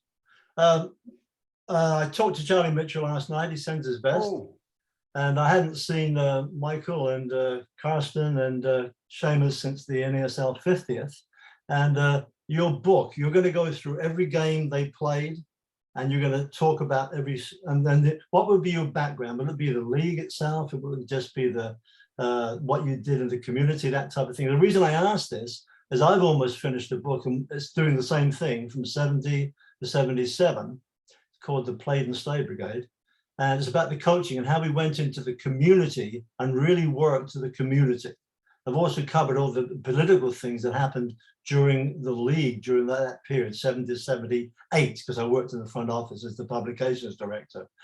What is your book basically about? Does it cover all of those things? It covers mostly Rochester games and what transpired between the games. There were some interesting tales to be told. I know if you're a Lancers fan, former Lancers player, you're probably going to love it because sooner or later your name is going to be mentioned or you're going to be quoted somewhere, whether I took a quote out from a newspaper or an actual quote from me. Let's say a regular fan might get lost in the weeds a bit because it's so detailed about the games. My wife, Joy, who edited the book, didn't like the parts about the games as much as she loved the stories about the players and the adventures. And I understand that. But to truly appreciate the franchise, I thought it was important to put everything into proper context. I did certain things about the community, about how the players went out and were, they were pioneers. They were teaching the community about the game. Dick Howard, Charlie Mitchell, they either did clinics on a regular basis. I think Dick, if I'm not mistaken, was like their youth coordinator. I probably have his title wrong, but Charlie Mitchell, I think, coached teams there. Carlos Meditieri did too. Nelson Capello. I mean, every player knew that they had to do all this tough work to plant the seed. So after the game, after the league finished, we still had people in Dallas, Dick Hall, Kenny Cooper, Freddie Garcia, myself, and a whole bunch of other people that are still doing that. Even the people that played after I left in 77 playing, and they're still out there doing that. Do you have the same thing with the Rochester Lancers? Are they doing the same? We'll open that one up both to Nelson, who had a tremendous career at MCC. Jim, I believe you coached as well. We still have a couple of former players here in the city, and they did coach some. Francisco Esco is one of them. Frank O'Doy, another one. Carlos, that someone mentioned, coached one of the local high schools. For a while, Jim May was coaching as well. So part of our back when we were playing, we did a lot of camps and clinics throughout the city, and a lot of those camps are held right at Holiday Stadium. So Polly could attest to that. We were kept pretty busy. Other than the days when we had games, we weren't allowed to do any kind of camps. But beyond, after I retired from playing, I got into coaching, started in high school soccer, and then I ended up in college soccer. Honey, I'm on coaching some of the youth teams here in the area. So it's still going on. Sorry? It's still continuing. Oh yes, absolutely. Yeah, but the reason, that's the important thing. I mean, we've got people like Gordon Jago that still live down in Dallas, and a number of other people, which is great. Now, the NASL history, did you know about Rachel's story, the documentary, The Big Game? Saw that. That's She on came to Prime. Rochester and we had a night that she showed it to Yeah. maybe It's on- 20, 30 people were there. It's on Amazon Prime now. That was my idea, and we funded Rachel when we had Oh, the good. NASL 50th, and she came down and did that, and connecting with all the people that came to. We had 150 people that came from around the world. Was absolutely fantastic.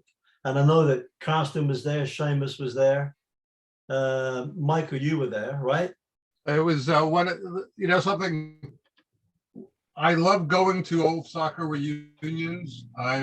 Lancer reunions are much more fun than high school reunions, and the NASL reunion was up there. I just wish it never ended. Well, now another question goes back to when you watch NFL Draft Day, it's a big production. You have the commissioner comes out, all these other things come out, but then there's the NASL draft, which goes back to both Jim and Nelson. You were both drafted by the Lancers.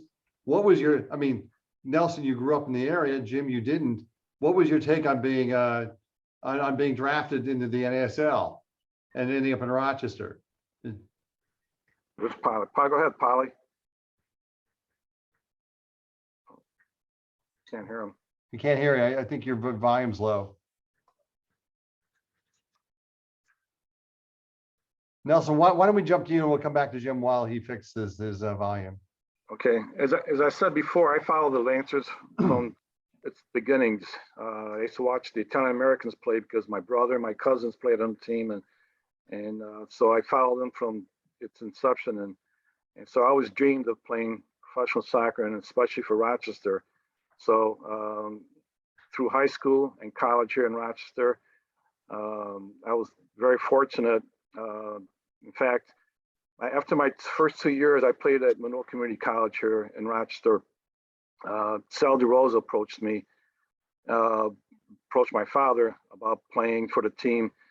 They were going down to CONCACAF to play in a tournament, and he asked if I'd like to join the team.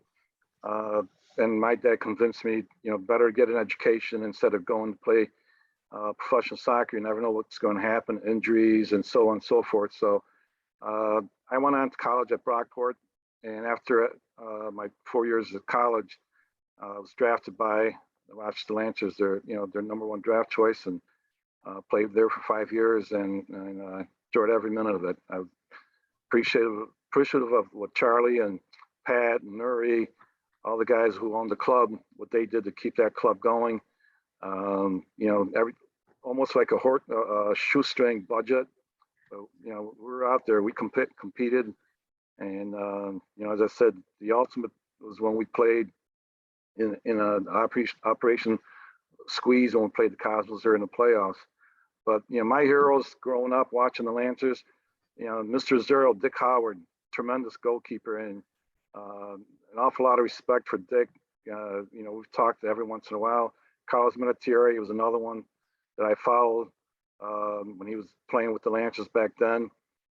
Two-time MVP of the NASL, and it's not in the Hall of Fame. I can't understand why. But Neither can I. It's a sin. That's another story. But I still think that I have a lot to do to thank Charlie and the owners. This is my hometown. I'm still here. Still involved with some soccer here, and I appreciate everything that everyone around did for me here in Rochester. Don Locke was my high school coach my senior year. So there are a lot of people on the screen that I need to thank for my success. And here's a question I want to open up to everybody. So if you're on mute, take yourself off mute. What do you think the future of the MLS is? And the question is, are they making some of the mistakes that the NASL did? Because I in terms of overexpansion, I get a sense, and this is my own gut feel here, is that the franchise fees are so freaking high. I think they're a $250 million to get a franchise in the MLS. Is that in fact covering up red ink that the individual teams have? And is that and is there a reckoning at some point? So my question is the MLS, do they have a decent future, or might they fall victim to some of the problems that have plagued soccer leagues in the past? I think that they have done everything right, even when they fouled it up to begin with. And I think they've got the money behind them to keep going. I get a lot of stories from the English papers, as well as some of the American press, about where the game is going. And there's been suggestions that there might be a few big name players that would get together. Messi has said he wants to play over here. Perhaps we can get a couple of more like that to join and do a Pele. And that might be something down the road, but the money's here. I had suggested to Charlie DeLong, one of the great players here in Dallas, he's coaching at the high school the last 40 years, that we get a bunch of money, about $500 million, that they've got the money to get about 20 players around the English-speaking world, and some are Spanish-speaking, of course, and others, and try to come and bring in the 26 to 27, 28 people that have got a decent career in the UK, but not a strong deal in the UK and Europe. Bring some of those people in. That's maybe a pipe dream, but I don't think, and even if that doesn't happen, I do think the MLS is on the right road. I really do. And you see what's happening with some of the gates. It's beginning to happen. It gets talked down at times by the other sports, as it did for a long time. And that's always going to continue for a while.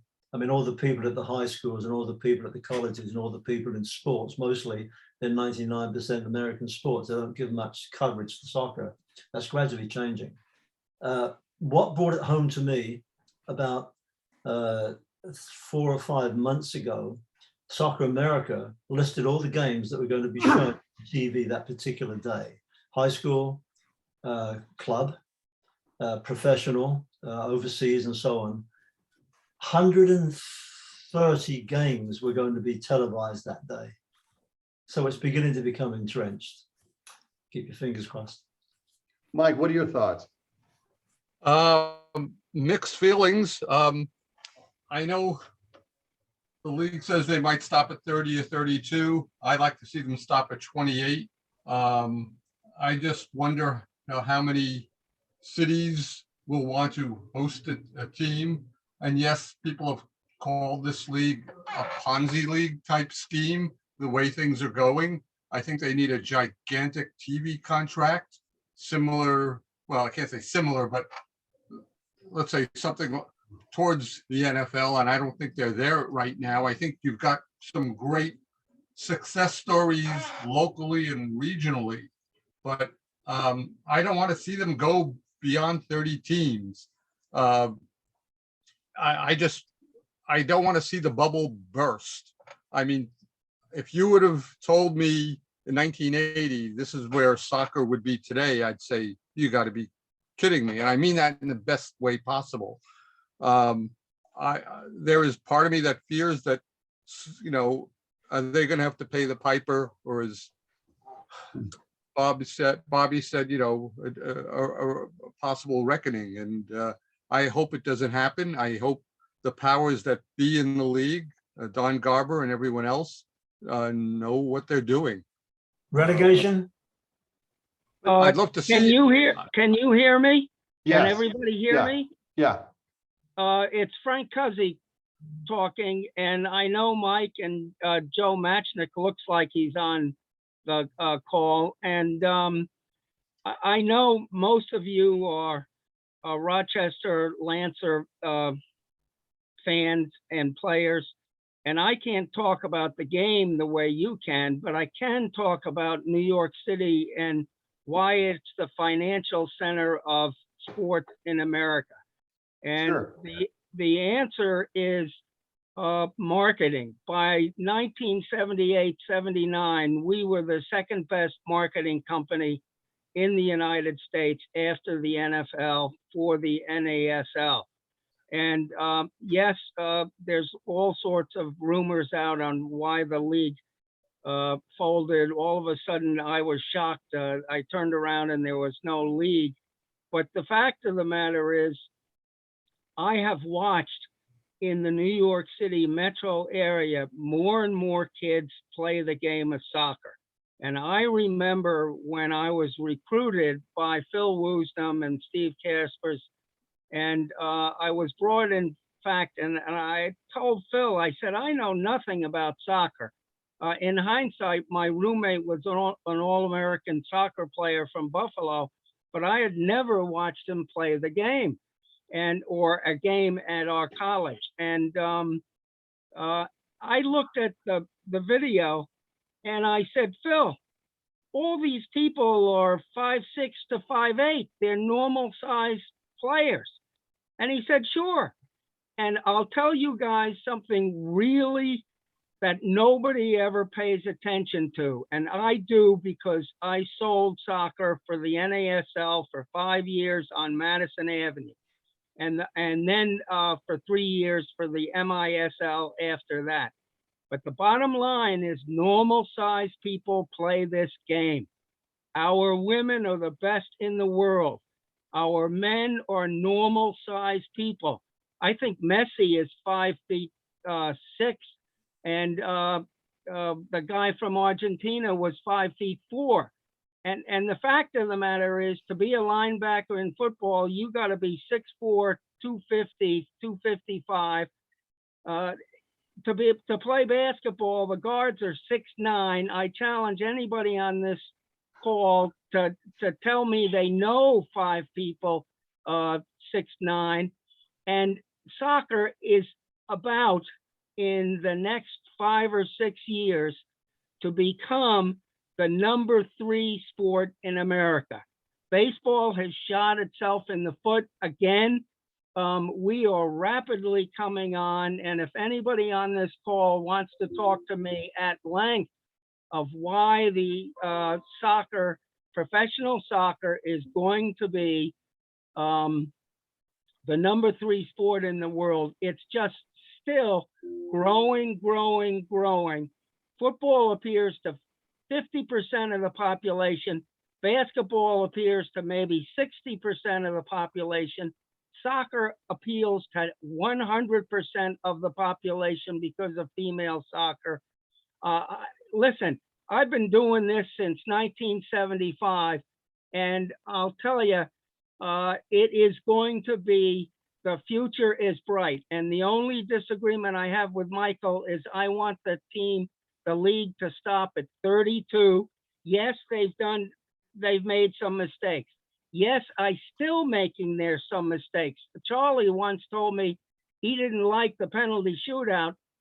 We got to appeal this game to Americans. The future of the game relies on Americans being good. 5 very wealthy owners own soccer teams in the Premier League. They belong in the United States.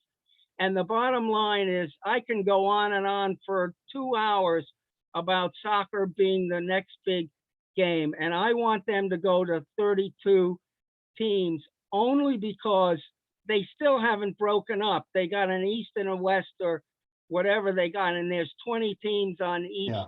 They got to make divisions like the NFL. And when they get to 32 teams, they can make divisions.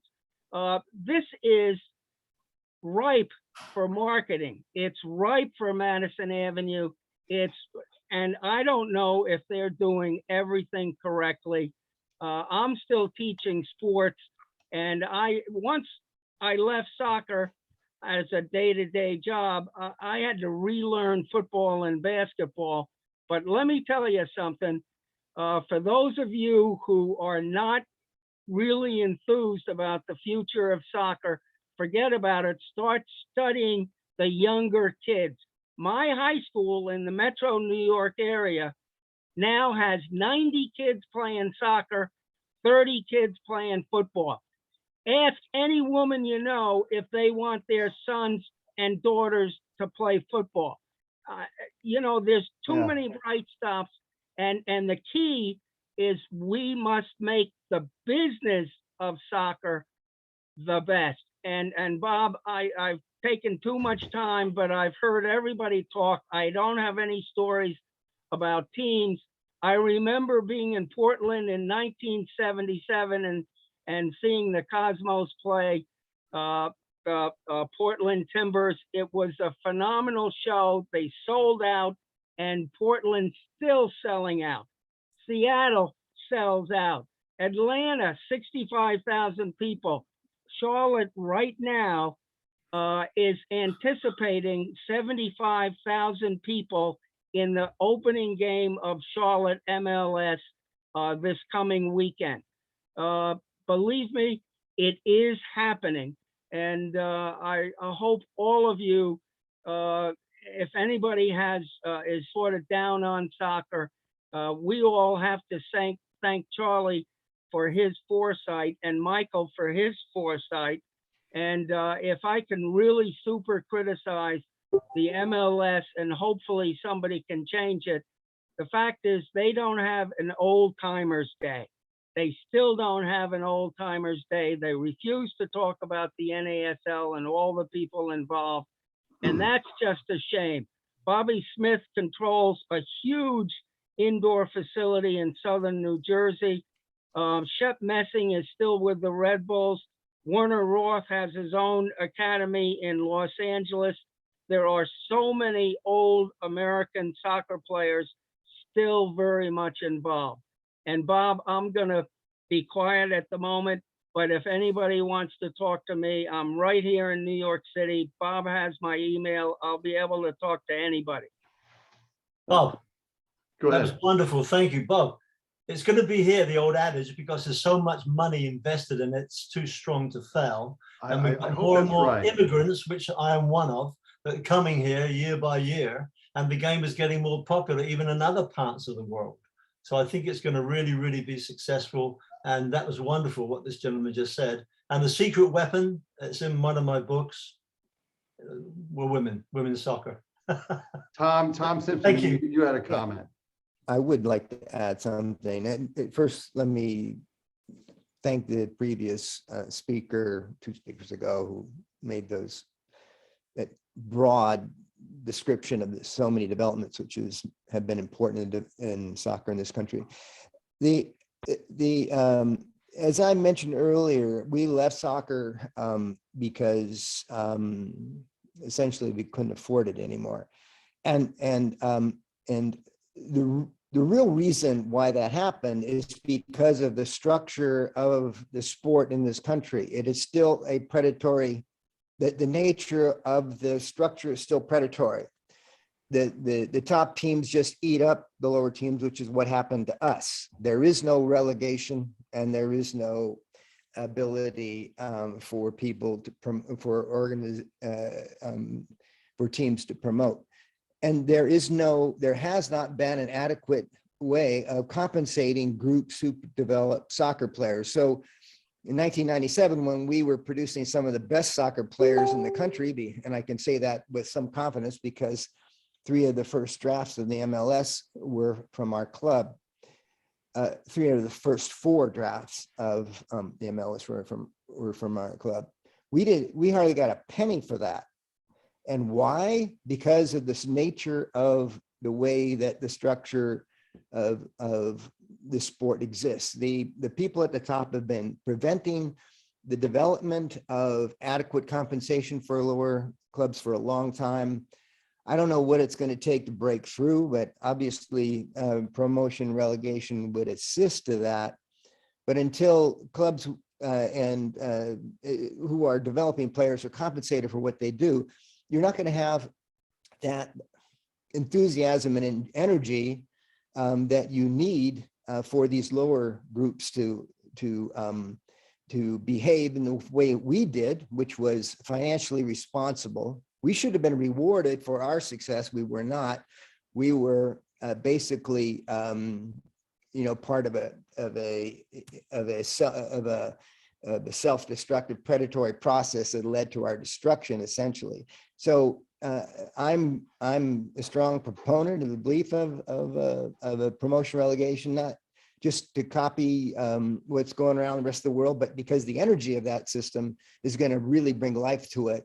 The other thing I would say, until we get our best athletes in this country participating, in a very comprehensive way, we're just not going to be there. And I don't know, Bob may not know this, but one of our goals was to get the African-American community involved in sports. And that team that we produced in 1997 that went to the semifinals of the USA of the Lamar Hunt Cup. The majority of our players were African-American on that team. So 6 out of the starting 11. And that is a surprising achievement for especially in an area where there just aren't that many African-American players in general. But we found them, and we supported them, we believed in them, and they produced. And well, you mentioned the name CJ Brown. CJ Brown is one of the tremendous contributions from our club to the MLS and to the United States soccer. So my belief is that until we begin to energize the America's organizations who are generating these athletes, we're not going to really have the enthusiasm that could potentially be there from the very widespread, broad, and comprehensive way in this country. Okay, That's my 2 cents. It's sagacious stuff. It makes sense. I want Go ahead. I have a question. I have a question. Oh, Go ahead. who's that? It's Don. Yeah, my question is to Carlos. How are you? Hey, And here is my question. Hi, honey. Carlos, in my opinion, was the best player the Lancers ever had. He came at a time when soccer was changing. In the 60s, up to the 60s, He's the British all game peed dominated and soccer. back to That sleep was already. like the game of, get stuck in, Okay. play hard off the How ball. far up? Carlos came Are into the you league driving to and Maine, brought or are you Jogo hiding somewhere? Bonito, which is the beautiful game that Brazil plays now. My question is to Carlos. You had a field day just bummer. putting a number on those English players. Did you like playing against them? Hopefully. Oh, that's the Yeah, easiest we have thing some to do. crosstalk here. So if you're talking, Phone's just put buzzing. yourself on mute. Hello? Go ahead, Carlos. Okay, can I say something? Go ahead. All right. Now playing against the English players is good, but they were kind of dirty, They like Sure to you hit do. you. Don't turn your back to them because they'll get you good. Put that aside. In the Hey. game against us, Enjoy. we were kicked by a few people, and I was juggling the ball. It was near right, now you- 1-1 in the final. Yeah, and okay. The referee's right there, and Carlos Still came not right 100%, behind me. but Get about me the a same, but really not too bad. Bad record, Carlos. Yeah. We Don't were worry, honest. we're gonna play against each other again. I'd be happy to do that. Give me a call. We will get you a game down in Dallas. We wish you'd have made the 50th. We'll do it. I've got a question. Go ahead. About play. We talked about the MLS, and they've got the soccer specific stadiums. They seem to have a stable business plan. Expansion is pretty positive and pretty quick right now. But let's talk about the product in the field. We've got legends like Carlos and Nelson and Mr. Moffitt. What do you guys think about MLS level of play to what we saw in those NASL days? I always wanted to ask that question. New York Cosmos, Tampa, Seattle, I think could have played against the MLS teams today. What do you think, Carlos? I think we would give them a good run.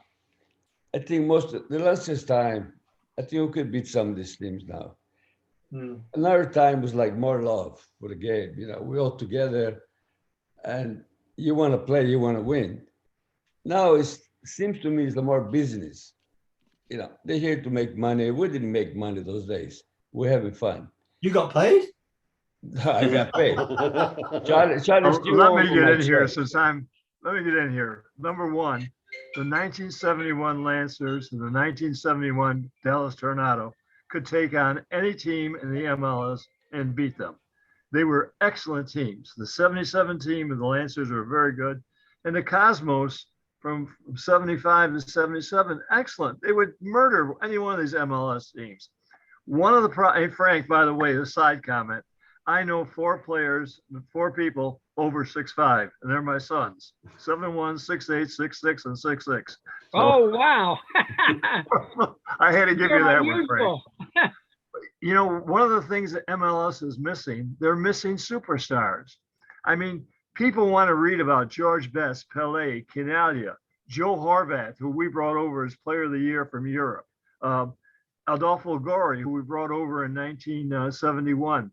Coach played in the Italian national team, Stojanovic, and of course Topolino.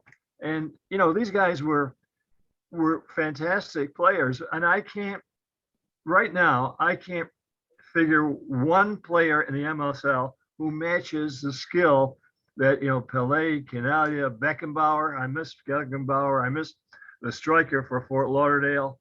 The people want to read about heroes. We want to have soccer heroes. Baseball has Babe Ruth, Stan Musial, Willie Mays. We got to have soccer heroes. And that's what we try to make out of Topolino and Mike Stojanovic and all these other players and Joe Horvath. And Canalia spoke for himself. I mean, that's what Major League Soccer needs. You can market that, Frank. You can market the you're heroes. right. So you got to have heroes in soccer. And that's what we need. And that's what we're missing right now, I think, on the national scene.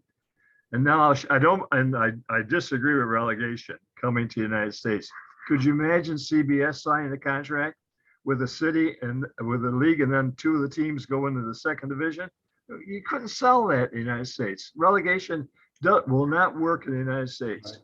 What we need are levels of play: first division, second division, third division, and enumerated as such. I'm sorry, I don't want to dominate this whole conversation, but you touch issues that are special to me, and I've been through this, and I know what we have to develop. We have to develop divisions of play according to skills.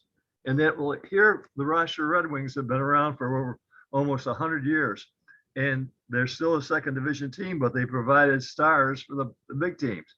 We need to create heroes in Major League Soccer. And the other thing Sorry, too, I'll shut up now. No. And then the other thing to Charlie's point is this: what happens if you have a New York-based team that goes into a relegation position? Does that really put a weight down on the league? So you lose a small mark, but let's say the plucky team in Altoona moves up, and then that really wrecks that can wreck your TV contract. Well, we got a few minutes left. And Mike wanted to read something before we take off. And I'm going to let him read, and then this has been a treat. Go ahead, Mike. Thank you.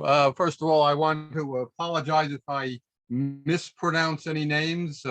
I think everyone on here knows who Norm Crosby is or was. I consider myself the Norm Crosby of soccer, always ready to mispronounce names. I wanted to read something from the book. It won't be too long. It's a humongous book. There are so many things, so many interesting tales, but given what has transpired in Ukraine over the last 10 days, I think this would be the most appropriate part of the book. This is the beginning of chapter 4, 1967. Don Lalka learned at an early age that very few things were given to many people on a silver platter, and that he would have to work hard to achieve his goals. Lalka lived in his native Ukraine, Czechoslovakia, and Germany for the first 7 years of his life before journeying to the United States. By the time he joined the Rochester Lancers in 1967, the 23-year-old defender had accrued a ton of experience, playing for professional and semi-pro teams on the East Coast, in the Midwest, and Canada. At the time, the American pro soccer was the sports equivalent of the Wild West, with 2 new national leagues and the American Soccer League. Players were in demand, especially good young defenders such as Lalka. A naturalized citizen, he became the Lancers' first homegrown player in today's Major League Soccer parlance. Born in Roatan, Ukraine on July 3rd, 1944, Lalka immigrated to the U.S. with his parents. Roatan is a suburb of Lviv, the second largest city in the western part of the country. When Lalka was 1 year old, his family was forced to escape the city because it was about to be reclaimed by the communists in 1945. His father was an anti-communist and an active member of the underground movement. The communists were coming back, and my father knew it would be Siberia for us if we stayed. Lalka was quoted by the Rochester Democrat and Chronicle. The Lalka family's goal was the United States. Since thousands of people wanted to emigrate to America after World War II, they were forced to wait. We grabbed whatever we could and left, Lalka was quoted by the DNC. We stayed just behind the lines as the Germans were being pushed back. It was like a wagon train. The family was fortunate to take a train to the American zone in Ingolstadt, Germany, in a displaced persons camp. The Lalkas lived in cramped quarters in old army barracks for 6 years. Lalka attended kindergarten there, first hearing about America while watching movies. GIs gave him and other children chocolate bars. We used to get packages from various organizations like CARE, he told the newspaper. I remember once we got a package of toys and there was a baseball glove inside. One of the kids picked it up and said, "God, it must be cold in America. Look at the size of this glove." We had no idea of baseball then. Soccer, though, was something else. We had one ball and it must have been sewn together 3,000 times, Lalka said. In 1951, when Lalka was 7, the family's paperwork came through. They boarded a train to Munich for processing before traveling to the port of Bremerhaven and boarded the ship General Taylor for a 2-week journey to the USA. It was an old army transport, and I remember 90% of the people on board getting sick, Lalka told the DNC. It was a miserable trip for everybody, but I loved it. I was just a kid and I was running around everywhere. The ship hands gave me chewing gum and I was into everything. The General Taylor pulled into New York Harbor at night. Lalka and his sister went onto the deck and could not help but notice this great green statue, the Statue of Liberty, which greeted many an immigrant. We were amazed by all the lights, Lalka said. The statue was all lit up and you could see the city all lit up in the background. I was very impressed. The Lalkas moved in with a distant cousin in Brooklyn, New York, before traveling upstate to Utica and settling in Rochester, thanks to another relative in 1953. Lalka's father became a night watchman at Sibley's, a local department store. Lalka's love affair with sports, particularly with soccer, blossomed, although that sport wasn't always high on the local pecking order. We'd go to the old Washington playground to play soccer, he said. The kids would come up with big gloves and bats and throw us out. I think I've been thrown out of every field in Rochester. He attended Franklin High School and played basketball and ran track alongside Rochester legend Trent Jackson. Sports here have opened up everything for me, Lalka was quoted by the DNC. I got caught up in the wrong sport and didn't get rich, but the traveling, it opened things up. At Franklin, there were Blacks and Jewish and Italians and Ukrainians. Through sports, we learned to get along. If you scored 20 points in a basketball game on a Friday night, nobody cared where you came from. Yeah, I have a lot more about Don Lalka and the rest of his Lancer teammates, El Topolino as well too, Jim Pollahan, Dick Howard in the book. Don Lalka's story might remind you of maybe some of the what people are going through now, although there is a lot more haste for them. I'll say this, Don Lalka had some interesting things to say, some interesting tales about the Rochester Lancers, and I'll end it with the fact that he helped smuggle Peter Short into the country. I'm sorry, you're gonna have to read the book or buy the book to find out how we did that. But Don, thank you very much for talking to me so many years ago about that. I want to say these quotes, by the way, when I say the DNC, it was from a Greg Beck story, if I'm not mistaken, in 1986. And those were, and I acknowledge Greg in my opening acknowledgements, among other people as well, too. But thank you very much, John, for talking to me so many years ago. Well, I want to thank everybody for getting together today. This was a treat in more ways than one.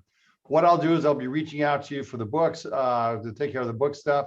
I'm gonna have Mike put together autographed book plates. I will put them together, send them out to you guys. So look for my email probably later today. But again, the Luncheon Society, this is 27 years of this. We the Academy Award one is next with Leonard Maltin. We're going to fight over the Academy Awards. So thank you all for coming, and thank you all for making this such a wonderful afternoon.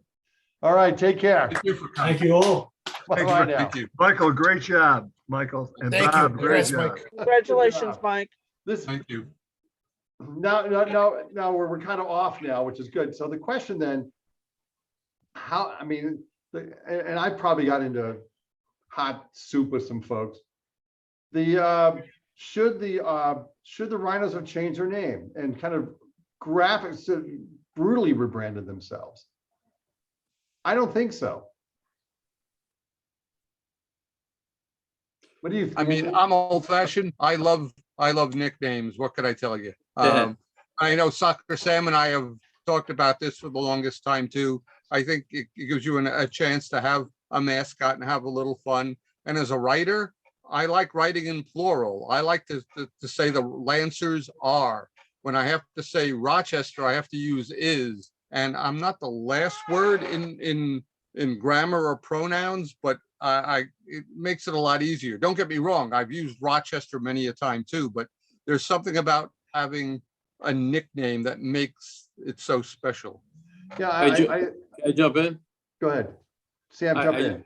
Yeah, I just want to thank Michael for an amazing book. And I just want to say to all you guys, you know, you're what you did molded so many generations of young kids. And when my grandkids met Charlie, I explained to them who he was and what he did for soccer in our city.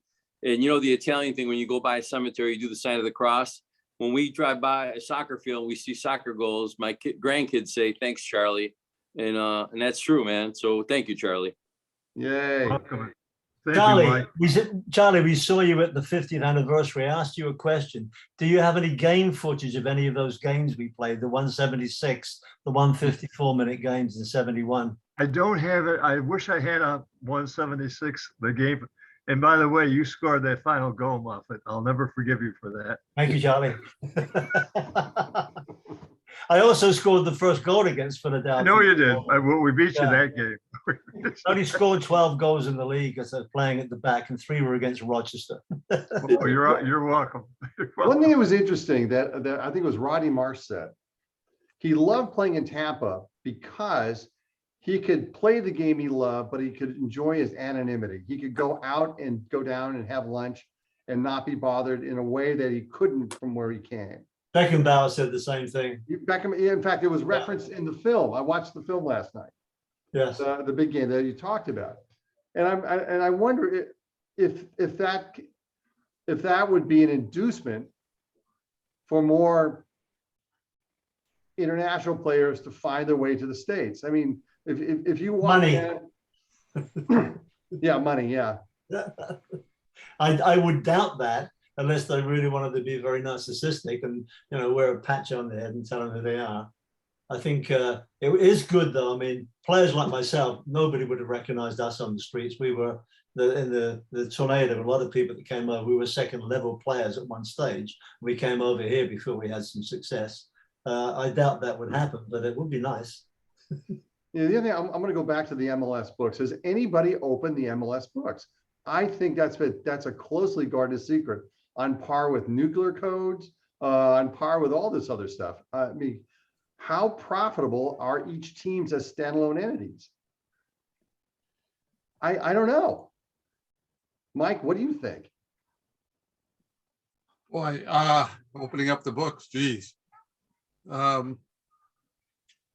a good question. I think you've got me stumped. Who knows? Nobody knows. Yeah, and I don't think they're necessarily going to tell, but I think there are some teams that are making money or breaking even. Listen, I'm not the last word in tax losses and deductions, but maybe some owners are taking it off their taxes and whatnot, particularly the U.S. owners.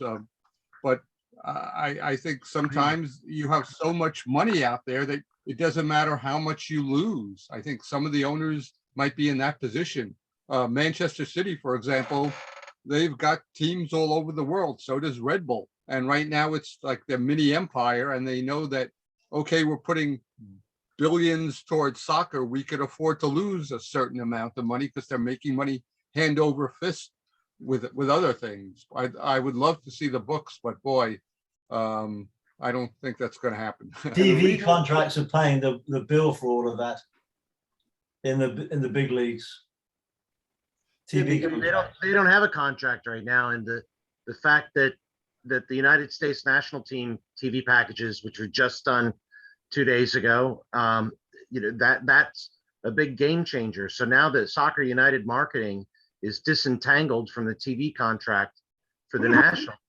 Yeah, sorry, I was referring to overseas.